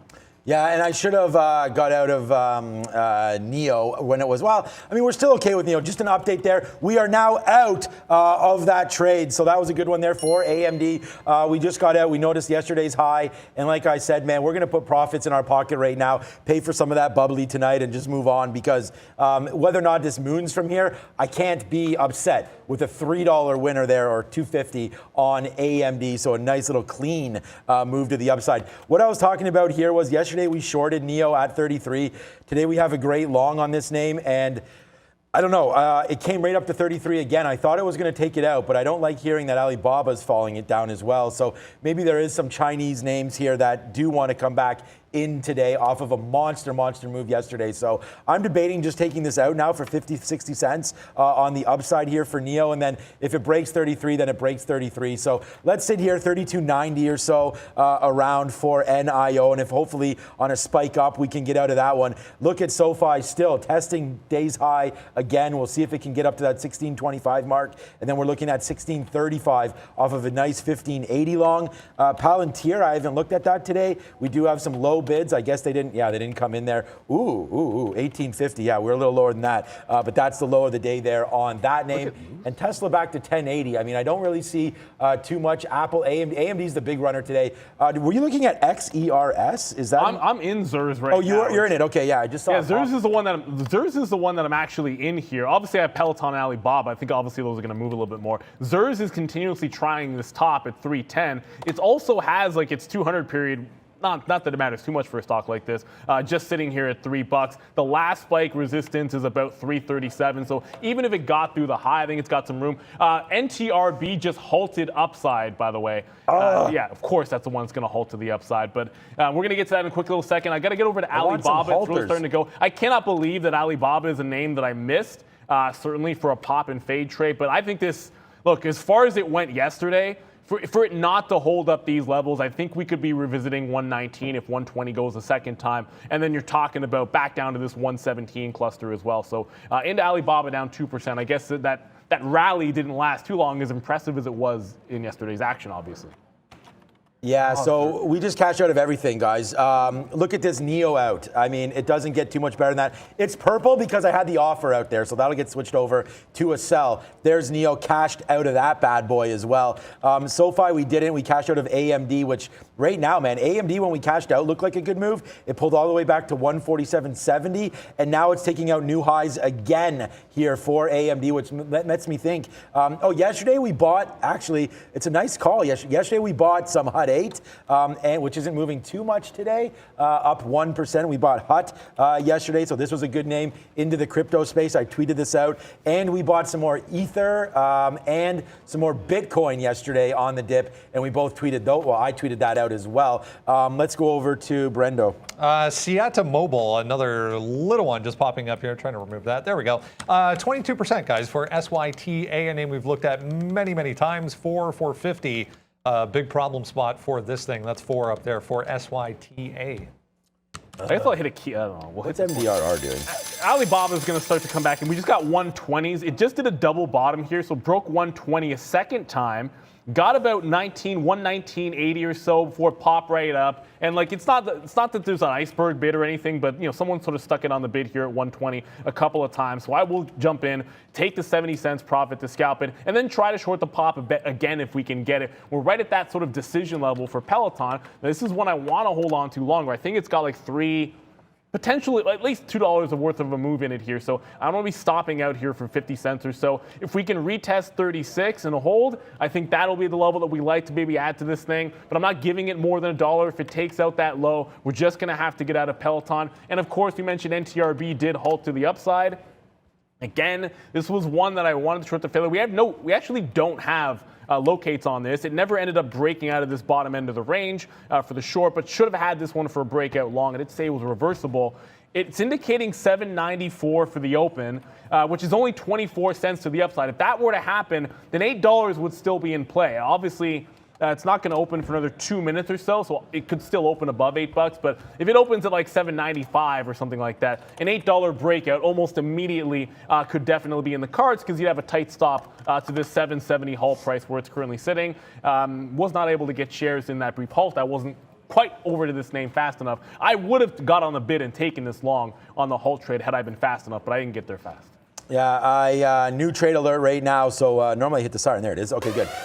We did take CCL. CCL dumping off here off of a nice rally so far today into that. William Craig, thank you so much. Why don't you, if you could, let us know what made you hit your goal there, William, because you've been pretty hot fire. Hopefully it's some of the names that we've been trading here today, like an AMD, like an NEO, SoFi. Let us know, William, but thank you so much on that one for the super chat. Means a lot to us going into our alcohol fund, I guess, is I don't know what to call it, but going into for today. That's kind of what it is. We should have, exactly. We should have a lot of fun at our Q&A. Join us at 2:30 when we'll all be taking questions straight from y'all. So, okay, you're in that ZERS, so we don't need to talk about that. Pfizer making a move back to 60 again, and I'm trying just to be more calm down here today because honestly, I'm not sure where this volume is going to come from. So, like any kind of big moves like that might be something that you may want to fade rather than anything else. So that's something here on Pfizer. It's a big move up. They get that pill from the UK approved, their COVID pill. So that could be that move upside there for Pfizer. CCL, man, Target, like great view up. If we can get 2050, already made a keystroke we'll do that. It only took 15 minutes, so I actually, instead of getting a second leg out on Alibaba there and taking more profit at 119 for $1.50, I end up accidentally reversing into a long. Yes, if I hold it, that's up like 75 cents. But my intention was to take another leg out and then hold for a further move to the downside. Clearly you can see me getting long and then getting out there, scalping it for 20 cents. I still want to stay on the short side of this trade. So if we can pop back up and I can get anything in that 120 and a half range of the short side, I'll go ahead and do that. NTRB opened back up just now. And of course, it gave you that break, no chance at $8. But basically open and is now screaming higher once again. $8.50 definitely going to be in play for NTRB. So I'll start playing that like breakouts, 50s, and then evens. If it can hold 8 even here, it's an 8.50 break that'd be next. 8.35, the current high of the day. I guess you could probably make that trade or a claim on that trade as well. Peloton's trying to hold up pretty nicely, so I'm going to try the reload in that. ZER is starting to go, but I don't want to cover anything there until it gets to about 290. Looking for an initial 10 pennies on that $3 name, and then from there we can start taking it out. It might add if it breaks 290 on that XCRS position, but NTRB back open up. Let's see if it takes out that high and we can finally get the long. Yeah, and I just, I'm in Peloton now as well. Guys, the one thing here is MDRR? I think I just put an order out for it. I keep getting messed up with how many R's and how many D's. 144 break, we'll take it. Just because it's light volume day here today. It's already done 8 million shares. This is one of those runners. Someone said that they're disagreeing with me on CCL and then gave like a macro case for it. We're day trading here, and this is not, I don't hold CCL in my account. I don't think it's time to do that yet either. So this is just a day trade, and right now we're in the money 7 cents on it. And again, you have 1,000 shares here. It's $70. Buy champagne tonight and enjoy this trade here on CCL. As right now it's up a dime. We might just take a piece out right now on this, but I'm waiting for 50. So let's see if CCL can get back up. And again, this is not me saying this isn't all clear to buy anything here. This is just for day trade, right, guys? So keep that in mind. What's up, Brendo? Teva Pharmaceuticals, guys, TEVA, big mover yesterday to the downside on that opioid court ruling that went against them. If you missed that, just broke 8 there. Big volume came in for TEVA once again. So we'll ring Reggie a little bit here on NTRB. It does make that break of that high, so it takes it out. It gets to $9. I did scalp it out in front of $9. Well, not all of it. Still going to hold on to a piece of this in case it breaks 9. I want to hold potentially through a halt. I don't need this reclaiming 835. That was the high before it broke 850. So I like to keep tight stops after it's already halted once to the upside, and that's so you don't get caught holding too bad of a bag if you're taking along this high up. We always say take profits on these types of names, right? So on the day trade, I think that's reflected at least a little bit. I am now back into Alibaba. Look, Alibaba, I shouldn't be complaining about it because it was a good short the first time through. I did not mean to get out of all of it. It ends up looking like a great decision because it ended up being that bottom at 119, but I did want to be short this still, so I am back into Alibaba. Not the same price as before, 120.45 this time, but either way, I'm going to stay on the short side of this trade. Peloton looking like it's making a bit of a bounce. That's close to flat for me. I need to see it well above 37, testing that 38 level before I get too excited. Money. There it is. Thanks for all the love on the chat for CCL, and it's now up to 20.43. We did take a piece out at 35, and there it goes to the rip side. Bring that cash down. Let's just... Where is it? Let's go. There it is. They're coming in. So a nice little trade there on CCL, obviously, as it's going to do the upside. We'll see if it works. I don't know. And I'm not going to get into like an argument or back and forth about what's going to work, what's not going to work. We're here just making trades, man. And so far today, we're 1, 2, 3, 4, 5 for 5. So we're rocking and rolling today. 5 for 5 on the positions and on the trades. And not only that, I'm really proud of it because every single trade we've taken has been live trade. It's been right in front of you. We talked about this bid down here, right near 145, whether or not you got 60, 70, 80, up to you. Look at that. That's a live trade taken right in front of you guys and discussed and explained why we got out at the top there for that trade. I don't need to talk about CCL. We've already done that. Neo, man, bang, bang, bang. Big time trade there on Neo. Peloton, we're now in the money. It just bounced off, so we're long here at 75. It just went to 90. I'm still thinking Peloton somewhere up here for a first leg north of 37. That's to be the fourth consecutive trade that's been a winner. And then SoFi, we're holding it right now. It's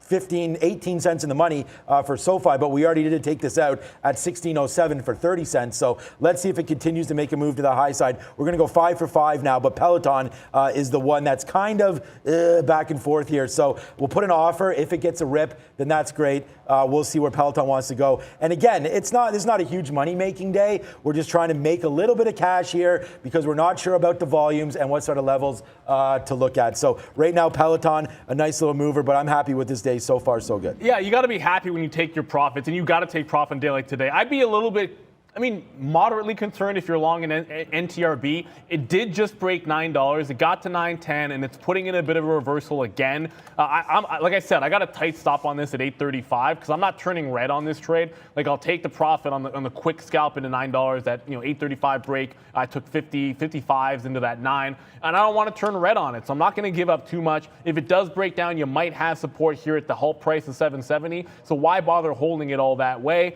$9 is a failed break so far at this point, but it can still get taken out. That's why I want to have a piece of this, because if it takes out this high from now, I think you probably are headed to a halt or up to like $10 or so. Alibaba, I did get back into it. If you make a mistake, you've got to collect yourself and then just get back into the trade. I could have got back in at the same price at 120.70. I elected 45. I did scalp some out in front of 120 where there was another buyer again. I'm going to rinse and repeat this around that 120.75, 121 area and stay to the short side of the trade.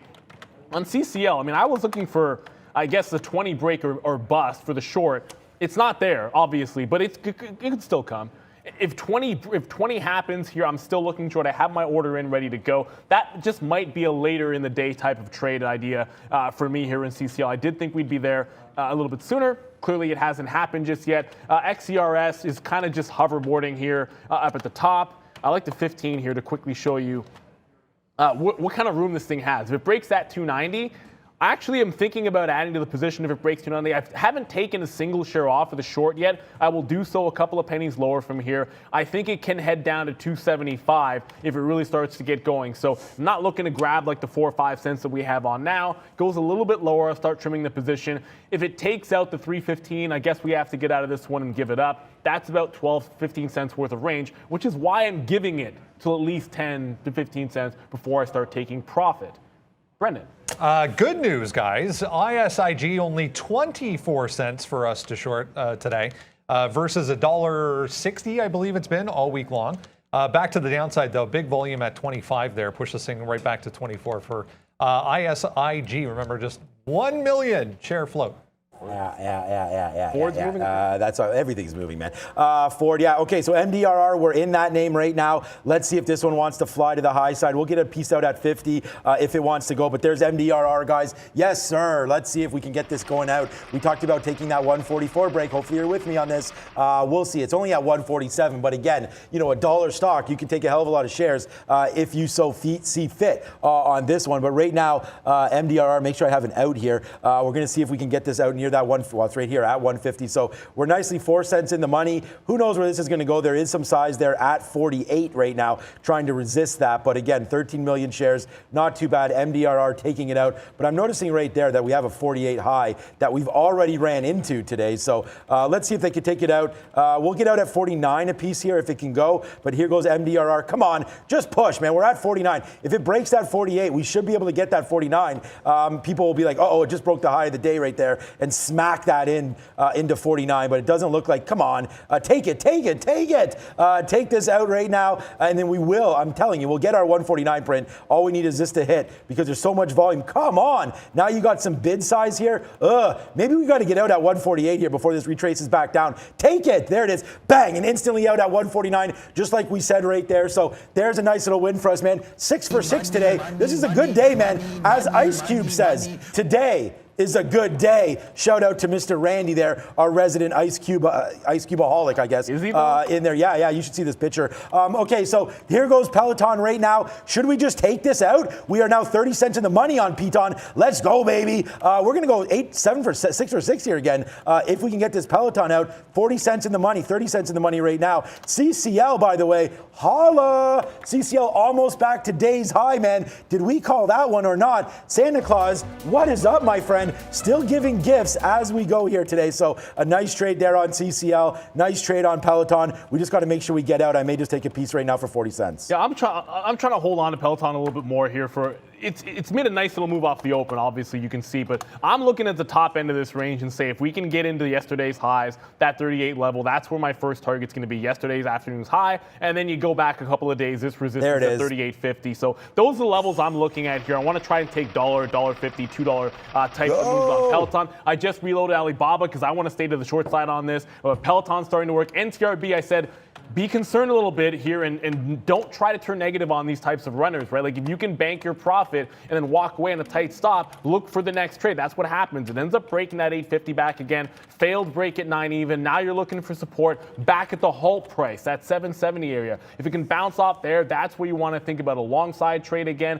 2 cents away from getting the first bid on that XERS. I think we can hold on to that one a little bit longer. And the one that's been I want to say like the lowest hanging fruit for the short side trade, Alibaba looking to retest again. I was able to actually just get some shares at 120, 150. So the price improving. I wish I had this price off the open. It's going to give it to me now, and we're going to have to just sit there and take it. Amir, thank you for the super chat. Apparently, TWLO, Twilio on the move. Yeah, Twilio, that's one of my babies as well. We're long Twilio $40. So spin this one as well, man. Someone in the chat, Jonathan, wants to spin the money all day long.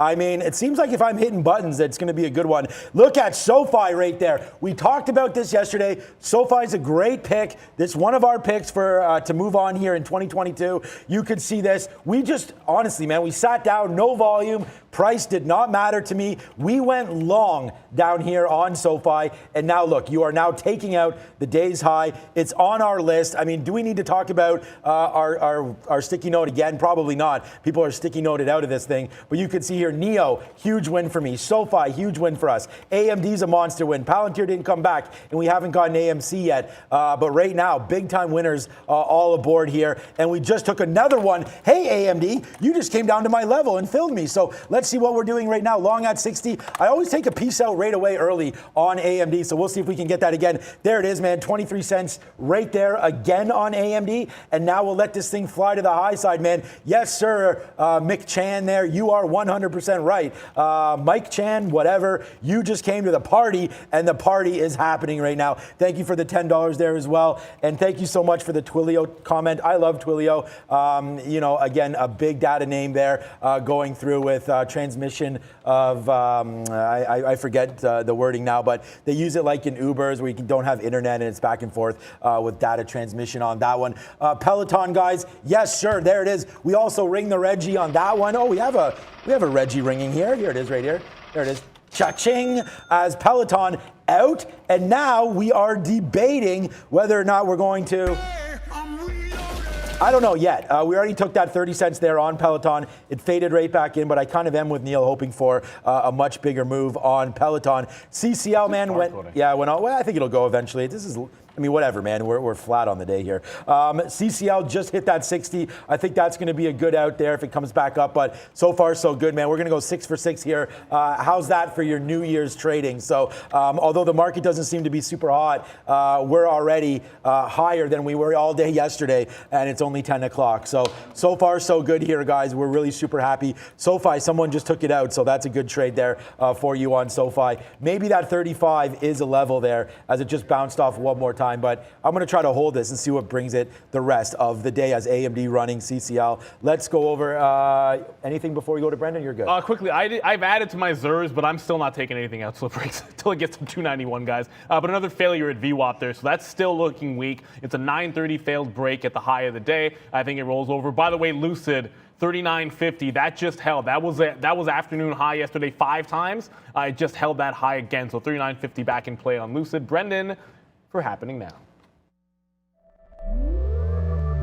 Hey guys, 10 o'clock. Let's have a look at how things are shaping up so far. It's flat, as expected, to say the least. 0.1 to the downside now for the S&P. About the same for the Dow. You can see the Russell, 1, 2, 3,000, all in positive territory, but only just. Same story for the NASDAQ to the downside, ever so slightly. That is about the story of the day. If you want there to be one, it's going to be a quiet one. A few things we were talking about here in the pre-market. NIO gave you a test of that high from yesterday. Gave you a test of some support from yesterday. Now it's kind of stuck in the middle, not really doing a heck of a lot, but positive on the day, so that's good to see. NCLH, we were talking about the travel names. I pulled up this one because there was volume that came in at the bottom end here.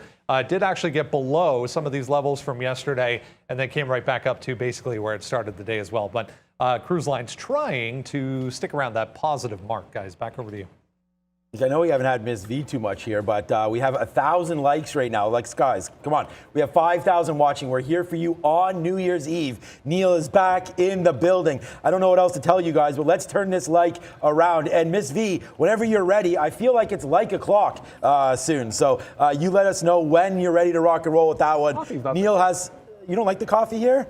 I don't know. You know, I always bring a shout out to Marissa here as every day. Who's that? That's Mr. Cheese right there. Yeah, so she makes me a fresh coffee every single morning. So shout out to that. But yeah, I don't know. I prefer it. I should have stolen. I got my wife in the stocking stuffer. It was like this truffle. It's like a truffle flavored coffee. Okay. It's like, oh my goodness, I should have stolen. I know, right? Randy's all over it. I should have brought some in. Maybe we'll do that. Randy brought in some nice Costa Rican. On Monday, maybe I'll bring some in and we can add it to the thing. But I think we do it. Did I hear like a clock time? Of course. Yeah, let's go. Did I hear it? This is like o'clock indeed, and guys, I remind you, this is the very last trading session of 2021, and I think that's the great event for us to get record amount of likes. So please, if you didn't like this video yet, do it right now. It would be the best present for New Year for us if we get 3,000 likes today. We believe in you, and we know you can do this. So guys, smash the like button. Happy New Year and happy trading. Back to you guys. So I thought she said like 2,000, 3,000. Like, why not, man? Like, if we get to 3,000, I will not eat pineapple on pizza. Maybe people will think I said I will, but I won't. Our stop missed, so we were trying to get out of this at one. I mean, again, we got out of some of this AMD, but now you're seeing it starting to fade back down. Look at the NASDAQ starting to crack lower, lower, lower. I put my stop order to get out on a 50 break, but it just collapsed there, and we didn't even get filled on that break. So right now you got to watch out for this market. But no problem here for SoFi as that's taking out the day's high. It looks like we did pretty good on this MDRR, man. We got out there for half of the trade at 50, so it was small trade, but again, it was only 5 cents right there, and now we're battling around flat here for MDRR. I'm going to now again, the big trades have already happened. I feel like probably for both of us and probably for Brendan as well. Like, I'm not putting on anything too huge right now. Watch the market. We'll see if it's going to continue to fall. We have some key levels from yesterday. We'll go over that in a minute. But right now, MDRR, I'm going to get longer in this area just in case it wants to pop up one more time. But right now, we're just kind of chilling around with this name. Now, AMD's come back into a level that we don't mind defending. So we can put on some shares down here now on AMD. 145.50, it's coming right in. We've already got that little bid there. Can't believe that we missed that drop off. We tried to get out we were trying to take like a 10-cent hit, and now all of a sudden this is like an 80-cent hit here coming through. So we're gonna have to watch out for AMD as we've already taken $3 on it. Good look, Stugotz. But again, what's going on? So in the chat, Stugotz in the chat is like, hey, what's up, Stugotz? Stugotz. I don't know where that's from, but that's a good looking name there.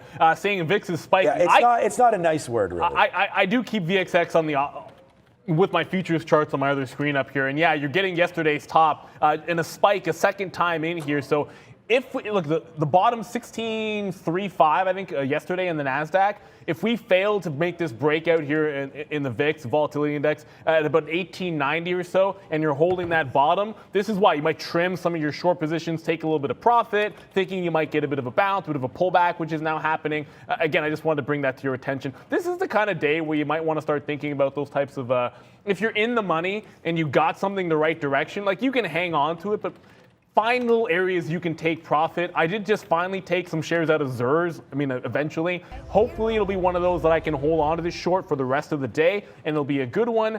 Same thing with Alibaba, although I just mentioned taking potentially profit. I'll go to the 1 minute here on Baba with the VIX making a bit of a turn. I think Baba's a bit of a different beast, however. A lot of those names that ran like gangbusters in yesterday's action, I think there's so much room for them to give back. If it spikes down to 120 again, though, I'll probably take a little bit more out here. Each time, kind of getting a different price. In the short, it was a spike and failed 12.50. This time, it spiked at 121.50. I was able to get in here 121 and change. So if I can take a buck, scalp it, maintain the core position short, I want to go ahead and do that. Peloton has not broken the range. I'm kind of thinking this thing, I'm trying to give it $1 to try to make like 1, 2, and then maybe even 3 up to that $40 level. It just might not happen today. And if it doesn't, I might have to tighten the stop and adjust my action, or at least my trade strategy there. Lucid, I mentioned 39.50 up at the top, still holding for a potential breakout at 39.50. Yes. That is yesterday's, I guess you want to call it triple or quadruple top on Lucid on the 15-minute. If that goes, that could certainly be a runner. Oh man, that was close there. As we'll drop the grenade there, we'll drop the bomb, and we'll go, oh my God. Oh my God. Because there it is, man. Wow, we just, like by the skin of our teeth there, got that bid at 145.60, and then just got it out at 90 right there on AMD. So the average price paying off. So AMD put that on the board again. Another win for us on AMD, and we'll hold this last piece. This piece I'm holding back down here to 145, and we'll see if we can average in one more time on the downside on AMD. But I talked about this, man. We talked about this at 8:30. Wait for your trades to form out. Let the market give you a trade. So here it comes right back down, man. The NASDAQ tank city there, and we just sat in a level. And I said, as AMD was coming down, I was like, okay, now we're getting back into an AMD level, but hello. Awesome. Look at SoFi just taking out the day's high again, man. 1, 2, 3, 4, 5. Now we're going to be 7 for 7 today. Look at SoFi starting to rip upside, higher, higher, higher. This is a good one. I know Prad is in this as well. SoFi starting to work again to the upside. Yeehaw! Trader Prad back there. So let's keep going on that one. That's SoFi for you. And our boy Palantir, Barcode Central, not really doing a whole hell of a lot. CCL, guys, we're in that game, man. That's 35 cents in the money as well, but bouncing off that 2060. I think that's going to be a good out for us. We're going to sit here and take this, man, at 2060. Just take the out. I don't need to window dress for you guys. You already know what's good and everything like that. So 2060, we'll probably get that out for, again, another 35-cent winner on this name. Look what we've got. 60 on SoFi, 20 on Peloton, flat on MDRR. Already took multiple winners on NEO, CCL 33 cents, and AMD now 70 cents in the money. AMD, yes, what a good take on that one as well. This has been a fantastic day here, guys. Glad to have Neil back. So I'm channeling my inner Arun and my inner Neil today. It looks like it's going to be a good combo. I think we got a good one here today. Look, obviously the market's going to give you some moves here, and you might have to start trimming some positions to make sure that you end up in that green. But two more names just went on the move here. I see you guys talking about BBIO. The volume starting to tick up here. I'd be careful on ENSC. That's the other one that's moving around a bit. And I think it's worth adding to your list. It's just the volume wasn't looking as good. BBIO now trying to take out this $16 level. And again, whoops, if I can go back to the daily chart. When you look at these gap down and then multi-day moves, always look for that first point of resistance because it's still in the bottom end of the channel. That's right here at about $17. So you do want to at least be a little bit careful with this break, but you did have such a monstrous gap to be filled on BBIO. I think 17 could be a bit of a tricky price area. I just got into Lucid on the breakout, and in this particular time, if it ain't a significant level like a 20 CCL downside, which I don't think is happening at this point, could. I mean, I shouldn't say that. It could still happen. Or this Lucid, that quadruple or whatever quintuple top from yesterday, that 39.50. I just went long Lucid. I'll definitely scalp some out in front of 40 because 40 is an even dollar level. So we're going to get out of this one. I'll get some out in front of 40, but if we can hold this breakout through a 40 break, that'd be fantastic as well. Lucid to the long side, Peloton back to flat. If it doesn't go in the next 10 to 15 minutes, I'll start thinking about a shorter duration trade there because that one's running out of steam. And this market, while bouncing here, like we thought it would when the VIX made that high, probably has to make a bit of a bigger move to really get Peloton to get to where I wanted to, like those 38s, those 39s, and maybe even testing 40. So here we go again, guys. Watch out here. Diamond hands. MDRR. Actually, right now we're $1 in the money also on AMD, so that's going to be a good one. I say diamond hands for fun because MDRR one more time comes back up to that 150, and we've been holding it, but we didn't get the reload back down here. So that 150, whether or not it comes into play or not, we'll see. But it just hit again up to 148 where we got out. So that's one play there. Yeah, maybe we should just get this out on AMD one more time into this area of concern. But again, if the market does rally the rest of the day, I'm pretty happy holding this. So let's wait to see. We do have one more trade in us for AMD. We're not trading it super heavy with shares or anything today. But again, we're just sort of stacking up the end of the year here and making sure that we've got the right trades on. And so far, so good here today. Peloton, I'm with you, Neil. I'm only 15 cents in the money, but I did take a piece out. So that's been pretty good. And then CCL, what just happened there? I was trying to get out at 58. Where did we go to there? 56, 57? Yeah, so this is 58 up here. We only put the order out. It just went to 56. So hopefully we'll get out at 58 if that comes back in. So that's a trade that we're looking to do on CCL here on the upside. I feel like it might be running out of steam here on CCL. So that's a trade that we'll look at. And then AMD kind of pulling back in, but we're going to hold this one, see if it gets going for a very, very long time here. DraftKings not really moving today. We can have a quick look at that one. What's now moving again? We'll hit this one. I'm not hitting keys enough here. I got to get back into the action a little bit. Lucid, I did just take some out in front of 39.75, so it's like a 50 to 75 to 40 type of play here. I'm going to hold on to this, and I actually want to, if it can consolidate off that 50 break, it's a multi-day level, so I do like a dip in consolidation at that price if I can add back into it. And another one, Brendan had this one crushed, I think, that FAF, FH, TH there. Oh, it's a SPAC. This was a SPAC play, that FATH. But it just made a secondary push back into the upside, trying to test $9 here and started to fall off again. So right back into that same resistance level and a bit of a failure. I like this to $9. I'm going to definitely take a short. If I can get something 860, 850 to 860, risk it to $9. It's got so much room into that downside, but I wouldn't let it break 9, maybe 920 or so. At that point, it could test that $10 level, and you don't want to be taking those big hits this time of the day, right? So when you're looking for these secondary plays, if on volume, bigger volume than at the open, it's making that move up, you want to make sure you're giving it to that stop area because that was some serious buying.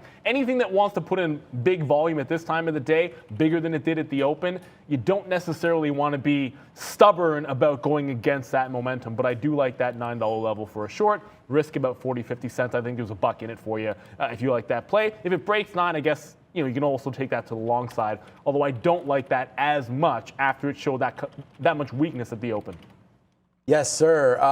Here we go. What's up to Ron Williams? Shout out to you, my friend.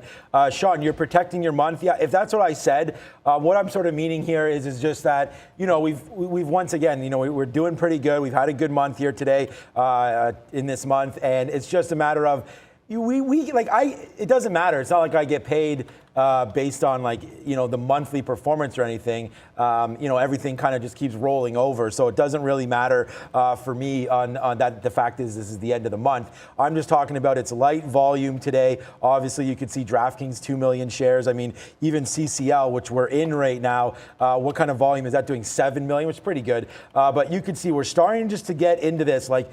Unless I see a major mover, like yesterday we had Lucid right off the. I mean, the point is I've already made the trades because we knew that volume was going to dry up today, right? So our trades off the open, that's why you see us getting pretty excited off that open. A lot of the trades that we've already had on, like if you don't have this Lucid, I know Neil's in it now, but that was a great move. You could see yesterday's Lucid trade, we took 37 break. Same thing happening today on this name. But we're just kind of I'm just trying to top off some of the month that we've had here. And just to say, I'd feel pretty stupid, punching this long with a max default or something like that, and then it just doesn't work, and then you wind up losing whatever amount, $500, $1,000, $2,000, and you're like, oh man, I kind of knew that today might not be a great day to trade. So it's just one of those things where we'll still make the trades. I'm in 5 positions right now. So trust me, I believe in the market here, and I want to continue to make some money, but at the same time, you have to wait for key prices, and that's why I said something like AMD when you were listening to me, and thanks for that comment there, Ron. Now it's getting into a spot that I like, right? So that's where we were waiting, trying to be patient, trying to pick up some names that are at some key levels, and then literally that's why we get in the same minute, that's 50 cents. 1 minute later on this one, long at 60, out at 90, that's 30 cents. So we're just kind of putting money in our pocket and making sure that we don't hold on to something that will turn our day into the negative. So we're going to be happy here. It's 10:15 already.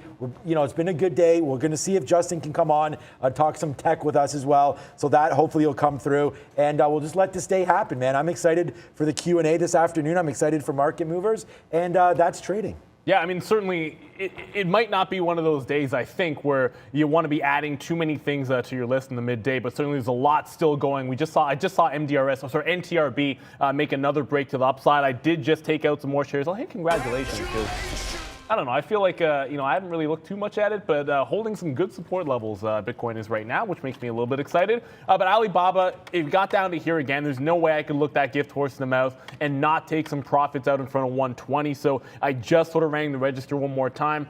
I didn't get a reload the last time it got up to 120, 150. I think if it pulls the same move up here, I'll probably see if I can't add back into that short. Just again, holding on to this one. And Peloton just doesn't want to break out of the ring. So if I'm going to take a hit on Peloton, I'm just going to stick to the plan at this point. The market looks weak, so I'll hold on to the shorts that we have, or at least maintain the core position on them. But come on, load. Peloton. There it is. Again, I have my target sitting in front of 38. I'm in front of 38.50, and we're still right in the pocket on Peloton.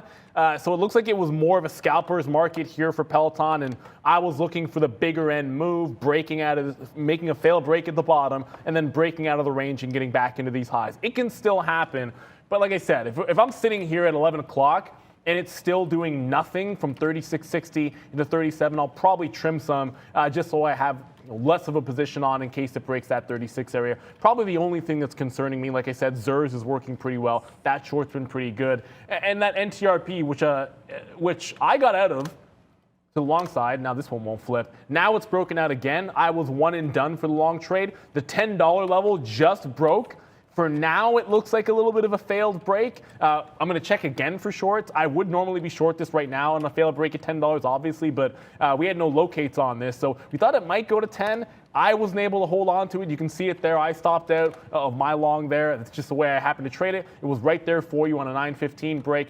I think if it can't take 10 again, it would still be a short, but I'm going to go and see if we can't pay for them. Couldn't 20 minutes ago. I doubt we can now. Yeah, well, maybe. Yeah, I might have freed up. Yeah, we'll see. We'll see on that one. And what pay for shorts is, of course, is, you know, you want to ask your broker, hey, are there shorts available to trade on the short side, shares available to trade on the short side? So we did talk about some stock market terminology and whatnot recently. So, you know, easy to borrow, hard to borrow, things like that is what you might want to look at there. Okay, quickly we did, and again, you know, we're going to talk about the positions that we're in, of course. We did get out of our CCL trade there. I shouldn't say of course. We were trying to get out at 60. Once it broke that VWAP, I kind of was just watching it, and then it was just fall.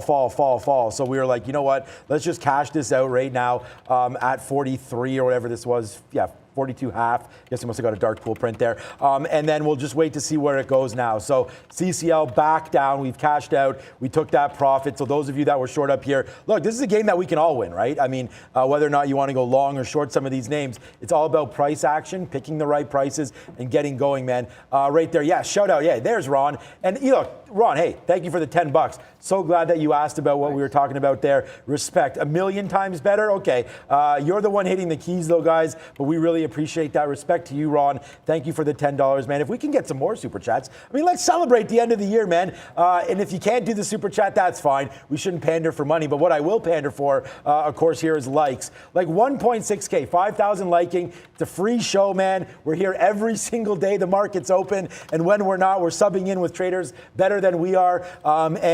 Yeah, so let's hit that like button, guys, if you can get that to $2,000. And I think in order to do that, Miss V will probably be a better one to convince than I am. So whenever we are ready, guys, we will throw over there. Just hit us up in our earpiece when said move is ready. But just quickly before we go to Valeria, 146.50 right there. Maybe this is a good area to get out for AMD. But again, it's another winner on board. SoFi holding the highs. Miss V, kill him.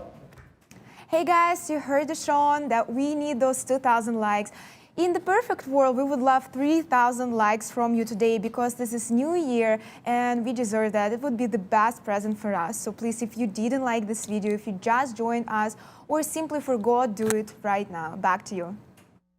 Thank you very much. Do hit that like. I think for sure it's a fun one. We're here and there's an extra day of trading this round for New Year's because it's like happens every, like, I don't know, 10 years or whatever, where there's no actual holiday for New Year's Day. So we're back on Monday, which means more trading, more opportunities. That's what you want at the beginning of the year, because trust me, that first week is always pretty amazing for day traders, and we're going to love to be here for you. This FTK, I see it here. I'm going to check to see what the news might be. Up 9%. This clearly was a bit of a runner. And I like the fact that it's trying to retake what looks like a couple of days ago, this 125 level was a bit of a failure. And it's trying to hold that right now on the breakout. I am looking at the daily and saying, okay, but it's got this here at 135. It turned around last time. So it's in a bit of no man's land for that 10 cents. That's kind of like a sit it out type of range. Like if it recovers below 125, it's a short to the high if it doesn't break that. Otherwise, you're looking for it to retake that 135 for good. But certainly a good range that it's in. I wouldn't be touching it in that 10 cents. I kind of feel like you get chopped up. And thank you, 007 Trader. I'm a huge James Bond fan. The actual, like, the dinner music at my wedding was James Bond themed. It was every single James Bond theme on loop. It took like 30 minutes for someone to figure that one out, but I'm a huge nerd. I love James Bond. Great name there. Thank you for the super chat. We'll send you to Brendan at the big screen. You got to have some faith. Hey guys, yeah, we'll talk a couple of small caps here this morning. FATH, I mentioned right before the open. We break this 9 support from the pre-market. That gave you a pretty easy entry just versus 9. So a tight stop if you wanted to have that. It goes all the way down to 7 at the bottom there. I put some back on at the open just versus 8. There was a seller at 8 there that showed up. That gave you another little trade. And I just moved on. It was a little bit thin after that. The other one I was looking at was XERS just versus the high from the pre-market. Give you a little trade down to 285. But I've kind of moved on from that as well because this is starting to be a problem. Volume drying up on this. So it was a pretty sleepy trade, guys. Back over to you. Yeah, we're just looking at NTRB here, but I have another runner for you. Okay. Oh, we can't short it. Yeah, we can't short it. We don't have shortable shares. But what about CPOP right now? Pop Culture Group, they had a move yesterday as well, I believe. Anyways, let me just check that out. I thought there was, yeah, okay, it was moved down, up and down here. CPOP was a mover yesterday. We'll see. I believe this is another low floater. That sounds so stupid to say, the low floater, but a low float stock here. And if it takes out the top, I think it's something that we should try. So we'll try that just based on what's been happening here in the market. You have that NTRB still going nuts there and moving to the high side. So that's another name to look at as my eyes. I'm just trying to look at some of these screeners to see what exactly is popping off. You know what we can do? We have NTRBW. Yes, we do. Oh, there's warrants on it? Okay. There it is. So now that NTRB is halted, you can simply just move over. And like Neil just mentioned there. It's open again, though. Yeah, okay. Trade the warrant. So that's just another name there. If you're unable to trade one, you can go over and trade the other. So that's what the warrants are all about there on NTRB. So we'll have a look at that. You said it's open now? Yeah, it did a failed, like a fake halt where like it looked like it was going to halt to the upside there and then kind of check back in. Held $11. Looks like it's still going here. I'm going to continuously. It's hard to go to the long side of this trade. Like if you don't have that break or the $10 break, you're kind of spitting. I don't like long up here. I'm not a huge fan of it. I think you're out right now would be $11, which isn't too bad. You're kind of running into some rarefied air up 200% in this day. If you're still holding along, you trim some profit. Nothing wrong with shooting the moon in that situation, but one failed halt to the upside. If it does another, I'd be looking to scalp a short if I had the shares here at $12. That could certainly be the case. Alibaba, I'm still in Alibaba, and I think, like I said, like two names I could be in all day. Well, three names I could be in all day long. One, potentially Peloton, but although that might break 26 and be a loser. Alibaba, again, is testing that low of the day down at 119, so we've shorted it 3 times here. I want to hold on to this in case it takes out that low. That XERS, I guess that's perfectly fine. I'm at 302 here. That one's sitting down at 286 with 15 cents in the money. I should probably pop on the bid at 85 to get a little bit more out here. But BABA takes this low. And I think it could go to 117. Like we talked about how ridiculous a move a lot of these names made yesterday. You know, this is Alibaba at 117, that little cluster here. I think if it takes this low out, which it looks like it might be able to do here, I'm looking for a 117 target. As a matter of fact, I'll just get on the bid on the off chance. This is the kind of day you can put a stink bid out there just in case if it flushes and I'm not paying attention. I can get it at my target level. So BABA, holding on for dear life. I'm just going to keep looking for shorts in NTRB. I wish I had that long. I got stopped out on it. I was not a believer enough, I guess, in NTRB. And here you are at $12.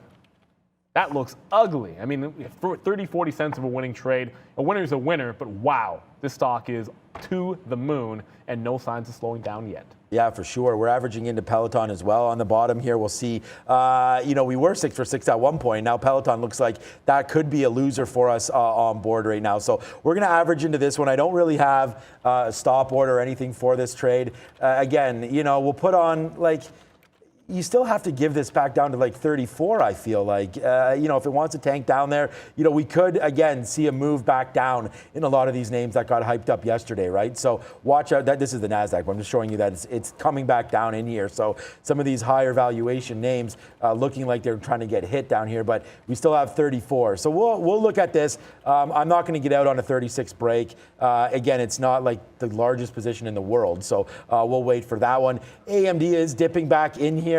I thought I had something on the bid, but I don't. If this breaks, obviously below 145, I think that's a name that we got to get out of as we've already cashed in. And we just don't want to let sort of a mistake equal going into the negative on a name or making one wrong trade and all of a sudden you're caught, right? There goes CPOP right now. So you want to talk about a name that maybe is going. Here goes CPOP. We just talked about this. Taking the risk on this break. It goes all the way to 50 there and stops. We're long at 41 on CPOP. So let's put an order at 50 for a little bit and then see if we can hold the rest of this. CPOP going. Yeah, and that FAF, by the way, I did try to get the short in that one off that $9 level. It consolidated nicely. You're going to see it fall like an absolute rock here. I didn't get it. NTRB just popped up here. Now it's available. It's like 40 cents a share. That's probably worth it. That's got to be worth it. At this point, it's still up at that $12 range, so it's definitely going to still be worth it. I'm trying to lock it. I've been trying to get it all morning long, obviously, and we haven't been able to get any locates. That FAF, if it takes out 750, that could be worth a short. I still like the $9 range, so I'm going to hold out for that. I just confirmed NTRB, and again, it's not to say that I think it's going down right here. Oh my goodness, it's got to go down. But literally, I was just able to get the locates. They just popped in for me, and then there it is. They actually just dropped $1. So if I'm 20 seconds faster in getting those locates, I kind of feel like sometimes it's not a coincidence, but I doubt it is. Like, they became available to us for 40 cents a share, and before I could even get the fulfillment, it's already dropped $1. So the 12 break happened twice. It failed twice. Now it looks like it's coming back in. I'll play off that level if it bounces again. I just got out more shares of ZERS, so that one been sitting pretty good. We can Gronk spike it. I have not mentioned it once, but I will now. I'm in the finals of both my fantasy football leagues. Yeah, so, nice. Although my team is getting kind of decimated, please play Antonio Gibson. But just got some more shares out as ZERS broke the low of the day. So we shorted the consolidation. We shorted the pop at the open. We shorted the same consolidation below $3. This is what it looks like on the 15-minute. Now we're looking to cover more in front of last week's resistance at 275. If that gets broken, this could head all the way down to 250 to 260. So I want a little piece on board. It's like Alibaba. If you have something the right way and it does a failed breakout or does a clean breakout and then it holds that level for support, you want to give yourself some room that you might just have the trend the entire day. Like, I mean, I can pull up any of those charts from yesterday for you guys, Sean, right? Like, if you have one of those longs, you weren't wrong till what, like 2:30, 2 o'clock? Right? Like, yeah, I mean, it turned around near the end of the day, but yeah. But if you have that in either direction, like today, ZERS or BABA, or I'll be wrong about Peloton here, had it done the same thing, I wanted to hold it all day long. I don't think Peloton's going to give it to me. My stop is at that low. If it breaks 36, I'm just out of it. Like, I don't want to be giving this past that 36. I thought we'd have the $1, the $2, maybe even $3 on this trade. Doesn't want to run for me, so I don't want to get too stubborn here. We'll take the L if Peloton breaks 36 even, and then hang on to the shorts that are working here. Yep, that makes sense. So we average into C-pop here, but you see that unfortunately, it just tanked. I mean, it took out that 40, went to 50 and stopped. But we're going to try one more spot here because really, I mean, we missed that AMD. I went right over there and tried to get that bid when it fell, and we missed it. I thought I was sitting on the bid, and we weren't. So we'll have to watch. Yeah, see, there's some more size. See, this is just following it. It's going to get hit. We're out at 19 if this breaks below, guys. So size keeps coming on the offer and basically refreshing. So, C-pop might be done. I think people are selling this one. And a break of this 20, and we're gone. It just keeps on coming back in. So this will be a 10-cent hit here on C-pop. We're long at 30s, you could see on the average price there. So we bought back some 25s. As I saw I saw someone just coming in and killing every level, just offer.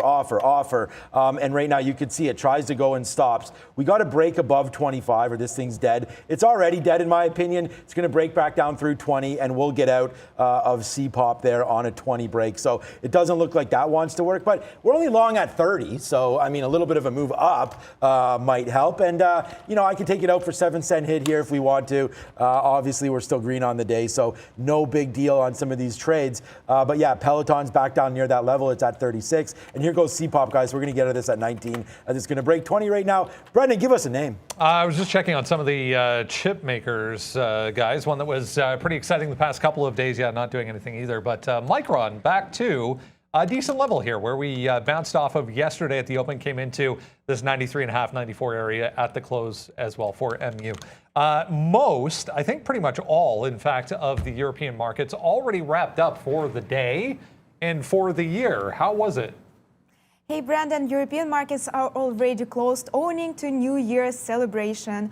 European stocks are on track for their second best year since 2009. All the sectors finished 2021 higher, although travel stocks finished 2021 up only 4%. Back to you. Yeah, nice year for European markets, guys. We're set to wrap things up in positive, well, trying to be in positive territory here in North America as well. Yeah, in Europe, I like ASML, man. They're a good one. You just mentioned the chips, obviously, and that's a good level. And Nick Gainey here, thank you for the super chat. Your nephew, and you have been watching and trading since the beginning. Amazing for being around that long. Thank you so much for that, the super chat. But, Brendan giving a name that we had huge earnings on Micron before I had left. And this is a big level here, this 93.40. It's been barcoding back and forth. If that gets broken and the market stays, I want to say, relatively weak, that's going to be worth it for a bit of a take. So like I said, you want to be holding on to the stocks that you got in the right direction to your winners, and be picky about the levels for breakouts that you want here. Is it a multi-day level? It's tested this now 3 or 4 times, and it's a multi-day level here on MU. So kudos to Brendan for pointing that one out. Now MU's on my radar. If it takes out that 93.40 low, I'm going to go short here for a nice little momentum play. We'll see what happens. Of course, like I mentioned, that MTR, it's bad luck on that NTRB, because the second I was able to pay for the shorts, it then dropped like $1. I'm not going to rush into that short trade if it comes back up. I like that 12 level. Man, I can't believe we missed that. Darn it, I can't believe we missed that AMD bid down there. I thought I was sitting there, man, and we weren't. So, oh man, that's bad. We should have been there. We would have got that. Damn it. AMD with a dip down and now a rip back up, 45 cents back in the money. We held out to SoFi. SoFi actually tested volume weighted average price there. So, wow, SoFi take out that 16.35 from yesterday. We missed a super chat, so I want to say thank you to Michael R. Everything means a lot to us, man. What a year. Happy New Year to you as well. Crushed your daily goal within 30 minutes this morning off BABA. So, you're definitely welcome on that one. Siata, make up for that CPOP. Yeah, we took a 10-cent hit there on CPOP. So we can watch for Siata as well. SoFi, yeah, I don't know. Let's let this one run. And again, we're just trying to have some fun here with some of these names here today. So we'll let SoFi run as well. We'll have a quick look at AMC, as I can see on here. AMC, let's just see what's going on with that one. NY here, AMC down to 28 and change. Yeah, I do have a bid on AMC somewhere. No, I don't. See, I don't even have a bid there either on AMC. So down here, I don't mind defending at 28. But again, I think we got to be kind of picky here. Wait for something to flush even more on this. If we can get down to 27, 28, that could be something to look at. But I mean, right now, man, we will look at Siata Mobile, and this MDRR is really just not doing anything. So we'll have to wait to see if this one could take it out. We already took that one trade on MDRR really quick when it did break, remember, guys, medalists. So it breaks upside right there. We got a 49. Now let's see if it wants to continue its move to the upside. No idea there. AMD starting to go now as well. Oh, that's Siata, big level it's at right now. That's $4 range. It's already broken 4 once here, but if you just look at the 15-minute, sort of a double test here at 4, it did put a failure in while I was gone here. Well, I was gone obviously a week, but through $4 a couple of sessions ago on the 29th. So yeah, big range it's got. I think it has to take out 420 for you to like the long. If you're taking it at $4, I think it's really got to take out that 420 level on Siata. Apparently you have to pay for shorts on this. I thought we had it for free. We don't. It's in that target range where if it reclaims $4, you're risking about 20 cents to get it to the short side. But as usual, going to have to check in on that quote to see about those locates. Do not have them right now. If you want to check back in on that NTRB, like we said, it's not a horrible place to have already taken profit. Now it's consolidating lower. Looks like if it takes 11.20, we're making another run at that $12 range where I think it could be worth the shorts. But this is not a coincidence. Like, locates became available and the stock dropped about $1. So obviously people were shorting it pretty heavily and are going to be in the money leaning on this at 11.80 or so, 11.75, 11.80, and they're going to feel pretty comfortable. Like, they're not stopping out until it breaks the high of the day. So, obviously if it comes back into that range, it'll be even more people shorting with exactly the same stop, which sets it up for both a potential break, but also a failed break short at 12.20. So keep that on your radar as well. Looks like Peloton keeps holding this 36 level, but I really do think it's going to fail at some point, and I'm going to give it up at that particular price. I reloaded on Lucid. It looks like it might take out that reload level here, down, consolidating at VWAP here. I'll give it to 38.80. If it bounces one more time, I'll take it above 39, so a few more shares here as the market is holding up at that low of the day. And if I have to pick one that I like for the market to hold up with, it's going to be Lucid. That was a good level break it's trying to put on here and holding the top end of the range. I just got that Micron trade, so thank you, Brennan, for pointing that one out. That was a 93.40 level break to the downside. Micron short, new position for me. All right, yeah, the market is coming off a little bit here right now with Micron. Yeah, Micron got upgraded and then downgraded basically day after day there. That was a funny one to see on Micron as, these guys are nuts, some of these analysts. Peloton. Peloton's, I know. Peloton's going to break through 36 right now on that play. SoFi. I mean, some of these names just starting to come back in. That's really all. Like, we've been holding some of these trades, so you might look and say, like, what's going on here? But honestly, like, the damage for me has already been done. Like, we're already in and out of Neo there. That was a good trade, man. This AMD that we're holding, I mean, we've already, like, we're going to, this is what I meant for, and again, thank you for the super chat, Ron Williams as well. And we're going to go to Valeria in a minute for super chats, hopefully. But again, guys, we've already sort of made this trade. We will get into AMD again. Maybe right now I should go over there and get into it. We do have a bid in the 20s though for this name. We're waiting for good prices. And if they come, great. If we get stopped out, then we want the hits to be small, right? Winners bigger, hits small on this trade. So that's what we're doing right now here on Peloton. So not on Peloton, on everything. But you guys let us know when we're ready. There we go. What's up, Valeria? Oh, putting my mic on. Hey guys, I want to give a huge shout out to you for super chat. Shout out to Nick Gainey, shout out to Trioneira, to Carlos T, and to Mikhail Filimonov. Thank you guys so much. We appreciate your support. And also we have a comment on the chat in regards how can someone support the show without super chats? Well, it's very easy. Just give us your like. As for me, that's the best present. If we can push likes amount to 3K, we need just 900 more likes, guys. So please, if you didn't like this video, do it right now, and Happy New Year, everyone. Back to you. Or, as I like to say it, Merry New Year. And if you know what movie that's from, it is an absolute, like, the same way I think Die Hard is a Christmas movie. I'm just going to say it because who cares? Trading Places, that is a New Year's movie. And if you don't know why, go out and watch it. I'm telling you, man, it's like Eddie Murphy, Dan Aykroyd. I mean, it depends what your feeling is on orange juice, Yo, those orange juice futures are fire. And look, the trading scene in it is quite possible. If you watch it back, and you obviously, if you're watching the show, you kind of know trading. It's a little bit unrealistic, but it's a lot of fun to watch. Trading Places, go check it out. Good one. Micron, like I said, just got into that.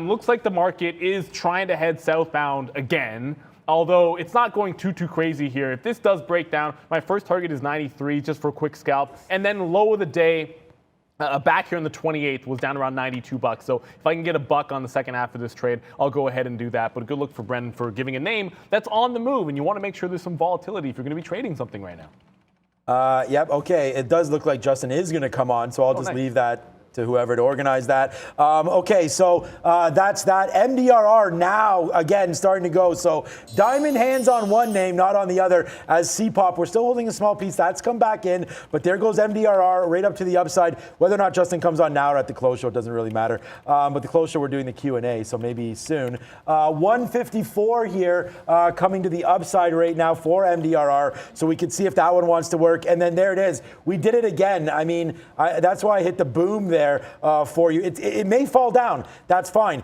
But there it is, man. We take a decent fill, get out of half again right there on AMD. So now we have an average price of 28. So if we lose on this trade right here, it's just going to be back in there. So we'll see what happens now on a 145 breaker 19 there on AMD. We'll have a quick look there. MDRR starting to go as well. Peloton fading off that 26 level. And again, a big thank you to everybody for the super chat. So far, so good. SYTA right now.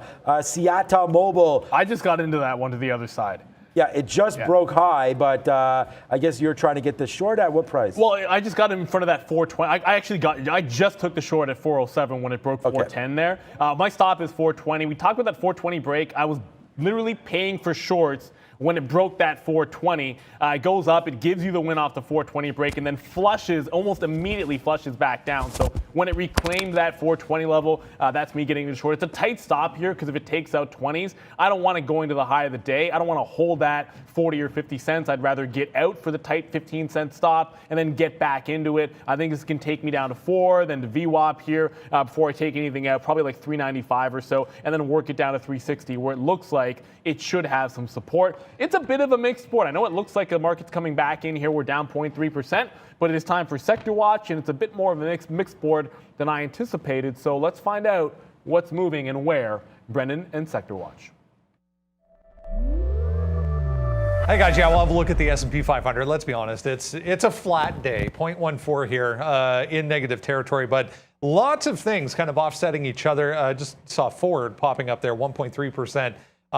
For Ford, Randy, having a nice day. 0.6 for GM, automotive, strong once again. It's been a decent week for that group. Overall, though, the consumer discretionary group as a whole in negative territory, and that's mostly because the retailers up here, all to the downside of the big ones anyways. Gap, Etsy, eBay, all leading the way to the downside. There are a few. Home Depot to say, or to name the least. Lowe's as well, and Ulta Beauty in positive territory. Tapestry over here to the downside today, 1.8%. I mean, these are not huge moves at all. All of the cruise lines, some of the hotels back to the downside today after that CDC story we mentioned yesterday. Healthcare stocks are strong. Moderna standing out here, though, 1.3% to the downside. Pfizer right beside it, 1.5% higher. There's Biogen. If you missed it, yeah, Samsung Group is not interested in buying Biogen. Communication services, Discovery, Viacom, both discoveries to the downside today. So this group a little bit negative. Energy and material stocks over there in the corner also in negative territory. Real estate helping to offset. But as I said, overall pretty muted action to be expected. 0.2, we'll call it, to the downside for the S&P. Back over to you. Yeah, what was up with that Samsung Biogen? I kind of came back and was sort of getting caught up, like reading about some stories while I was away, because I kind of wanted to disconnect a little bit when I'm with the family, and I'm like, really? Samsung Biogen? Okay, whatever, man. To each their own. Clearly not real. You're going to see them under pressure. I was just watching Tesla. That is the obvious barcode. But Seata just had a little bit of a flush. It just broke down to $4. Where there was a bid. So there's a bit of a bid here at $4. I'm on the south side of it. Like I'm short in the short position right now, but I'm on the south side of that bid. Like I don't want to take anything out in front of 4 because that's too tight of a range. If it takes out 4, that momentum break where I think there's probably some stops are likely to get me filled. So it's in the consolidation. I'm short the consolidation here, which means, and again, I'm already with a stop at 420. I'm telling you guys right now, if it breaks 420, I'm out. And if I wasn't, let's just say, if I wasn't, I'd be moving my stop to 420 after I saw that bounce at 4. So if I had a wider stop, I'd be tightening it up after I saw it just bounce off that 4 even. Micron, the new position, not really doing anything. Alibaba, with the market now tracking lower. And if you got JD or any one of the Chinese U.S. listed names that were so strong yesterday, if you've got one of those to the short side, it does look like they're kind of leading the charge here, down 3%. Like I said, if it takes out that low, I'm shooting 117, so I could be in this one almost all day long. Lucid reload, that might not work out with the market showing some weakness here. Although it's held that consolidation, it hasn't broken back above VWAP yet, so I have not added. I'm adding one more time to this. If it can break and hold above this 39 and catch a bid, I'll add in the 05 range. Otherwise, we'll just lose on what we have here. The second trade, not good. The breakout on Lucid, not holding for now. I mean, it still has time to hold. We have the rest of the day here for it to still go. That's the only long I have on left. It does feel like the market wants to turn around a little bit here today. So like I said, going to hold on to my shorts and play that side of the market if that's what we want to do. Yeah, so we took a 35-cent hit there as it does break back down below on AMD. And then now I'm literally back in again. We doubled the shares. This is a typical play for me here. So now we're back in at 145.07. And there it is, 145.02. So 42, sorry. We just took the 35 cents right back right there. So in there, out there, back in, double the shares, out right there again. So we make back that play. Let's see if it wants to run back up to the upside. Yes, sir. AMD definitely saving him. So there we go. So let's keep going back up to the upside right now. Yeah, Justin wants to talk about flight simulators, I guess. So I don't know. We can see if he wants to do that. You know what's joke? This is where, okay, you know what? It's New Year's Eve, man. So you say flight simulators, my mind just goes, remember our buddy's wedding? Sorry, no, it was his kid's birthday, first birthday. One of our friends from high school. Yes, the Aero. Dude had a flight simulator. He rented a hall for the first birthday. Rich dude. Dude, it was pimp, right? Anyways, he rented a flight simulator. A legit flight simulator was in the hall because it was an airplane theme for his kid's 1-year-old birthday. Like, it was insane. Like, my daughter was losing her mind. They had an entire table of candy. They had an inflatable bouncy castle, bigger than one I've ever seen, indoors. Yeah, I know. It was out of control. But anyway, that's all I know about flight simulators is that. Yep. And probably some games that are so old that I won't even bother mentioning them because I'm not a big gamer. But I look forward to hearing anything Justin wants to say because yeah, exactly. it's always fun. I want to get back to XPEV here because I want to do this for myself. If I could find my face swap, I would hit that. When we talked about NEO on the watch list, I was like, I like XPEV better. I like this one better for the long side trade today. It's up 2% and it's still pretty strong. I actually didn't get the long trade on this one. I don't know why. You could have had the 49 break, you could have had the 50 break, but it's starting to come back in. Like I said, some things are starting to show weakness. Still up on the session. Probably a much better buy the dip. I'm in Lucid right now and it hasn't broken my level, so I'm still going to hold on to it. But I feel like it should be possibly in XPEV. If I get stopped out of Lucid and XPEV is still holding, XPeng is still holding 49.50 or even this 50 level, I might jump over to this one if it's still relatively strong. But the market, like I said, holding southbound. That level on Seattle, by the way, that $4, there was a buyer there. It did break. I said I'd use that momentum to get some out. I just took the first leg here in front of VWAP. I have another bid here, kind of in that 380 range. Then I'm looking to hold for that 360. So Seattle, it was 420. I missed the break because I was paying for shorts. Once it comes back downside, I get to short on the first consolidation possible. And I don't make these levels up. Like I'm not saying 420 for fun. It was legitimately, if you did pop to the higher time frame, maybe even look at that 15-minute chart there, guys. It broke $4 a couple of sessions ago, failed to get through 415, so I'm going to give it to 420, and that's the key level. So I'm not really just making it up because it's fun. It does hold up on the 15-minute chart. Wicked. We have Justin coming on soon. Talk about Flight Simulator. Apparently, he's not here. He posted up. Yeah, he's coming. He's here now. On Zoom. That's what. On Zoom. Sorry. Yeah. He's on Zoom. So he had some pipes broke in his house yesterday, so he had to get that all fixed up. Shoot. And apparently, he posted a pretty sick picture on Discord. I don't have Discord here on my PC. I mean, obviously, it's just a website. I can load it up, but we'll have to see that picture. Hopefully, he can show that as well. And we'll be talking soon to Justin. Just want to see what he's up to here for New Year's and things like that. May not have time for him in the afternoon show, so. We'll shoot the shit with him or the stuff with him. You can say that. By the way, Ron Williams, I just caught this in the chat. He goes, I'm long cheddar cheese popcorn. What's your jam? I don't know if you're asking us. Caramel, cheese, I like the plain. caramel, the combo. All day. What's it called? Chicago mix, I think it's called at Costco. Not even close, man. The cheese, look, cheese gets all on your fingers, and it's a little more messy. Man. The hard candy popcorn is what it's all about, in my opinion, as well. But hey, nothing wrong with the cheese popcorn. I think that's a good little look there. All right, so I was just waiting for AMC to do something. It doesn't really look like it wants to do a hell of a lot, but AMC right down here to 28.50, trying to bounce off these previous lows. So this may be worth a flyer if AMC gets going. I think we'll try it right now, long AMC, just a small trade, see if it works out for us. Back to VWAP might make some sense here. So we're going to punch the ticket long here on AMC. We'll take a 54 or 53, I guess. Why not? Right there. So we punch that ticket long now, and we'll see where we go on AMC. We got 53s to the long side. So ready to rock and roll. You guys let us know when you want Justin to come through on that one. C-Pop still moving around. MDRR doing absolutely nothing. Peloton did make that move down.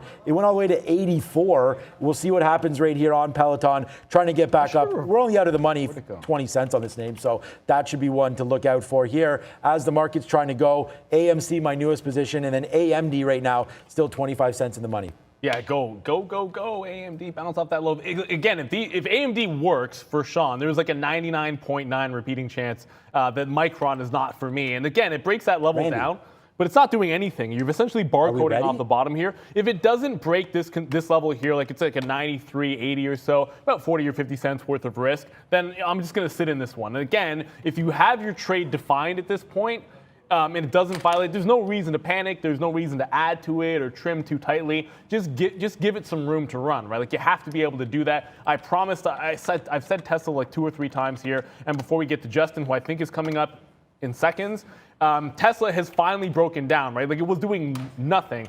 It just broke this 1065 level, so it's headed down towards pre-market low. So some of these shorts starting to get tested again. The VIX has calmed down, however, so you're kind of in the middle of the range on the VIX, but Tesla just broke that low. Yeah, I mean, we're waiting for... Yeah, Justin. Oh, you actually had a script before, Justin? Okay. We're gonna spitball this. Here we go. Rob, when you're ready, man. We only have 10 minutes, guys. Like, this doesn't have to be that fluid. Just bring them on to me, and it's fine. We're ready to rock and roll. Are you ready, Rob? Okay, let's go. Now, Justin, however you guys want to do this, let's go. Let's bring on Justin Kozach, Day Trade the World marketing guy. Yo, what's up, Justin? There he is. What's going on, my main man? Glad to have you here today. Sorry that I pushed this fact, but I think everyone wants to talk to you here today. It's a little bit slow in the market, so I want to take this opportunity to say Happy New Year to you, my friend. Any plans for tonight? Plans for tonight. As far as I know, my partner and I are going to bust out the karaoke machine and just go ham today. Booyah. So, that's the plan. So, what about you? What do you got planned? First of all, do you have a go-to karaoke song, or like what's this all about?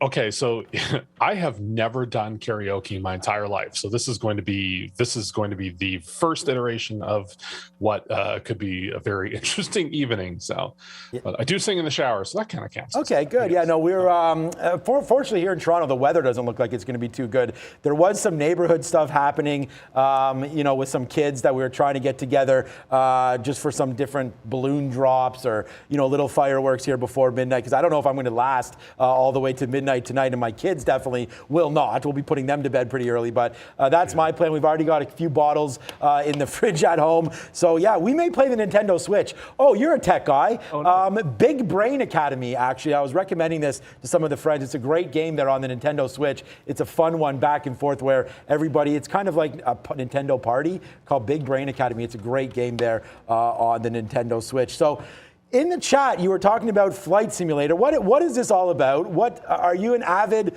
Have you ever been in a plane, first of all, to fly it? And what is this Flight Simulator stuff you're talking about that you posted there on Discord?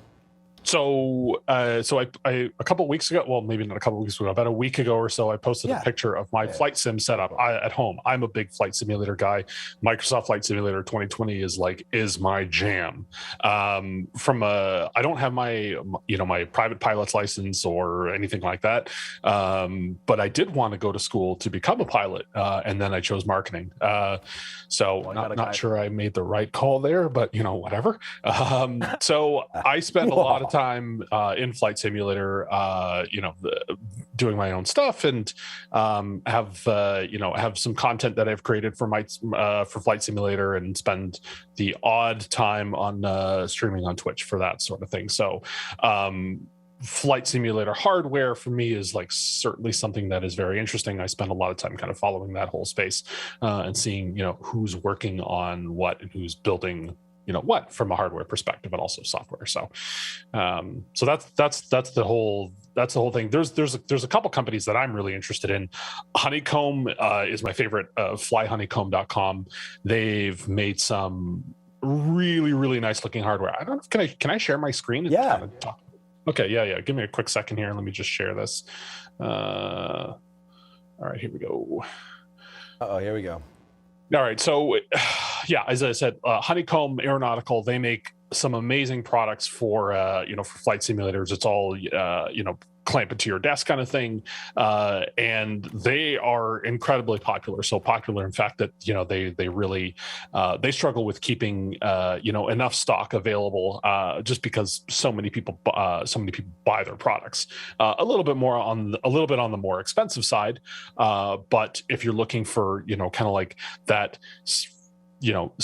this feels like I'm sitting in a cockpit kind of feel, but you're actually just sitting at home in front of your desk or your gaming setup, and flying. And you can see Microsoft Flight Simulator in the background there. So that's a serious setup. I'm a big fan of their products. And even though they're very expensive, I would love to get my hands on what you see here, the flight yoke and the throttle quadrant. So. Is that a couple grand, that setup there? That's a pretty serious gaming setup there. Why don't we take your screen off now, because that's all that we're seeing here. But is that, that's a couple grand, I guess, for all that, or maybe even a little bit more if you wanted everything. Forget about the screen, but, just that little console area there. Right. So their products, I think they're about 300 and change, 350 Canadian for the yoke, which is basically the steering wheel, and then the throttle quadrant is another 300 and change. So you could it starts to definitely pick up in price as you start to buy more of these things. But what it does is it creates an element of realism that you don't get by simply using a mouse and keyboard on Flight Simulator, which is a little bit difficult to do sometimes. So it just creates it creates a more true flight simulation experience. So so for me, that's really important. Creating that realism is something that's incredibly important to me, and I think that most flight simmers or flight sim enthusiasts would feel the same way as well.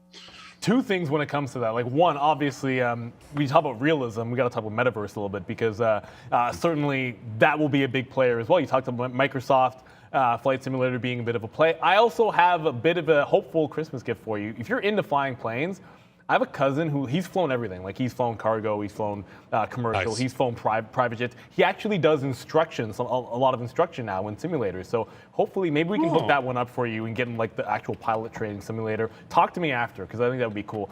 But yeah, let's talk metaverse here. Like is there potential, I guess, exponential or further growth for maybe Microsoft or this honeycomb, which is pretty cool here. We talk about realism, but certainly you can always go that step further because VR is all the rage as well. So is there anything along those lines that you have for simulators or at least thoughts of? Right. So certainly the VR side of flight simulator or flight simulation is growing. I mean, Microsoft Flight Simulator supports VR out of the box. And I think there's a lot of other, there's probably a few more simulators out there that are working towards that VR support as well. I believe, I thought I heard a rumor earlier this week or last week that X-Plane might be supporting VR as well. Or the new version of X-Plane, X-Plane 12, which I believe is coming out next year or supposed to. So I've heard a rumor that VR might be coming to that as well. So so that would be kind of interesting. I would love to see more of this metaverse type stuff come to flight simulation and create that kind of realism, but not just the simulation side of things, but is there potentially a way to fold that into other video games as well? You look at Call of Duty. Is there an opportunity for Activision to integrate VR into some of their games and support something other than just mouse and keyboard? So certainly very interesting. Will be neat to see what happens from that space as well. Justin, before we let you go, as we're getting on time, thank you so much for doing this. I know this was sort of a last-second thing that I sort of drummed up and Brendan's probably upset about. But we will, some people asking, what is your Twitch handle or channel? I don't know how this works, but if you want to say that to our viewers, because there are a lot of people interested here. And someone did mention X-Plane as well, so you're definitely connecting with some of our viewers here. Awesome. Well, I'm super excited that there are other people in flight sim. As far as my Twitch handle, what I'll do is I'll throw that in the chat. Throw that into the chat. Yeah, because it's a little bit it's a bit harder to explain on just verbally. So. Okay, I thought so. So. Justin Kozach, thank you so much. Have a happy New Year if we don't see you in the afternoon. You've definitely added a lot to the show, and we appreciate that 1,000%. So once again, thank you. Happy New Year to you and yours. Happy New Year.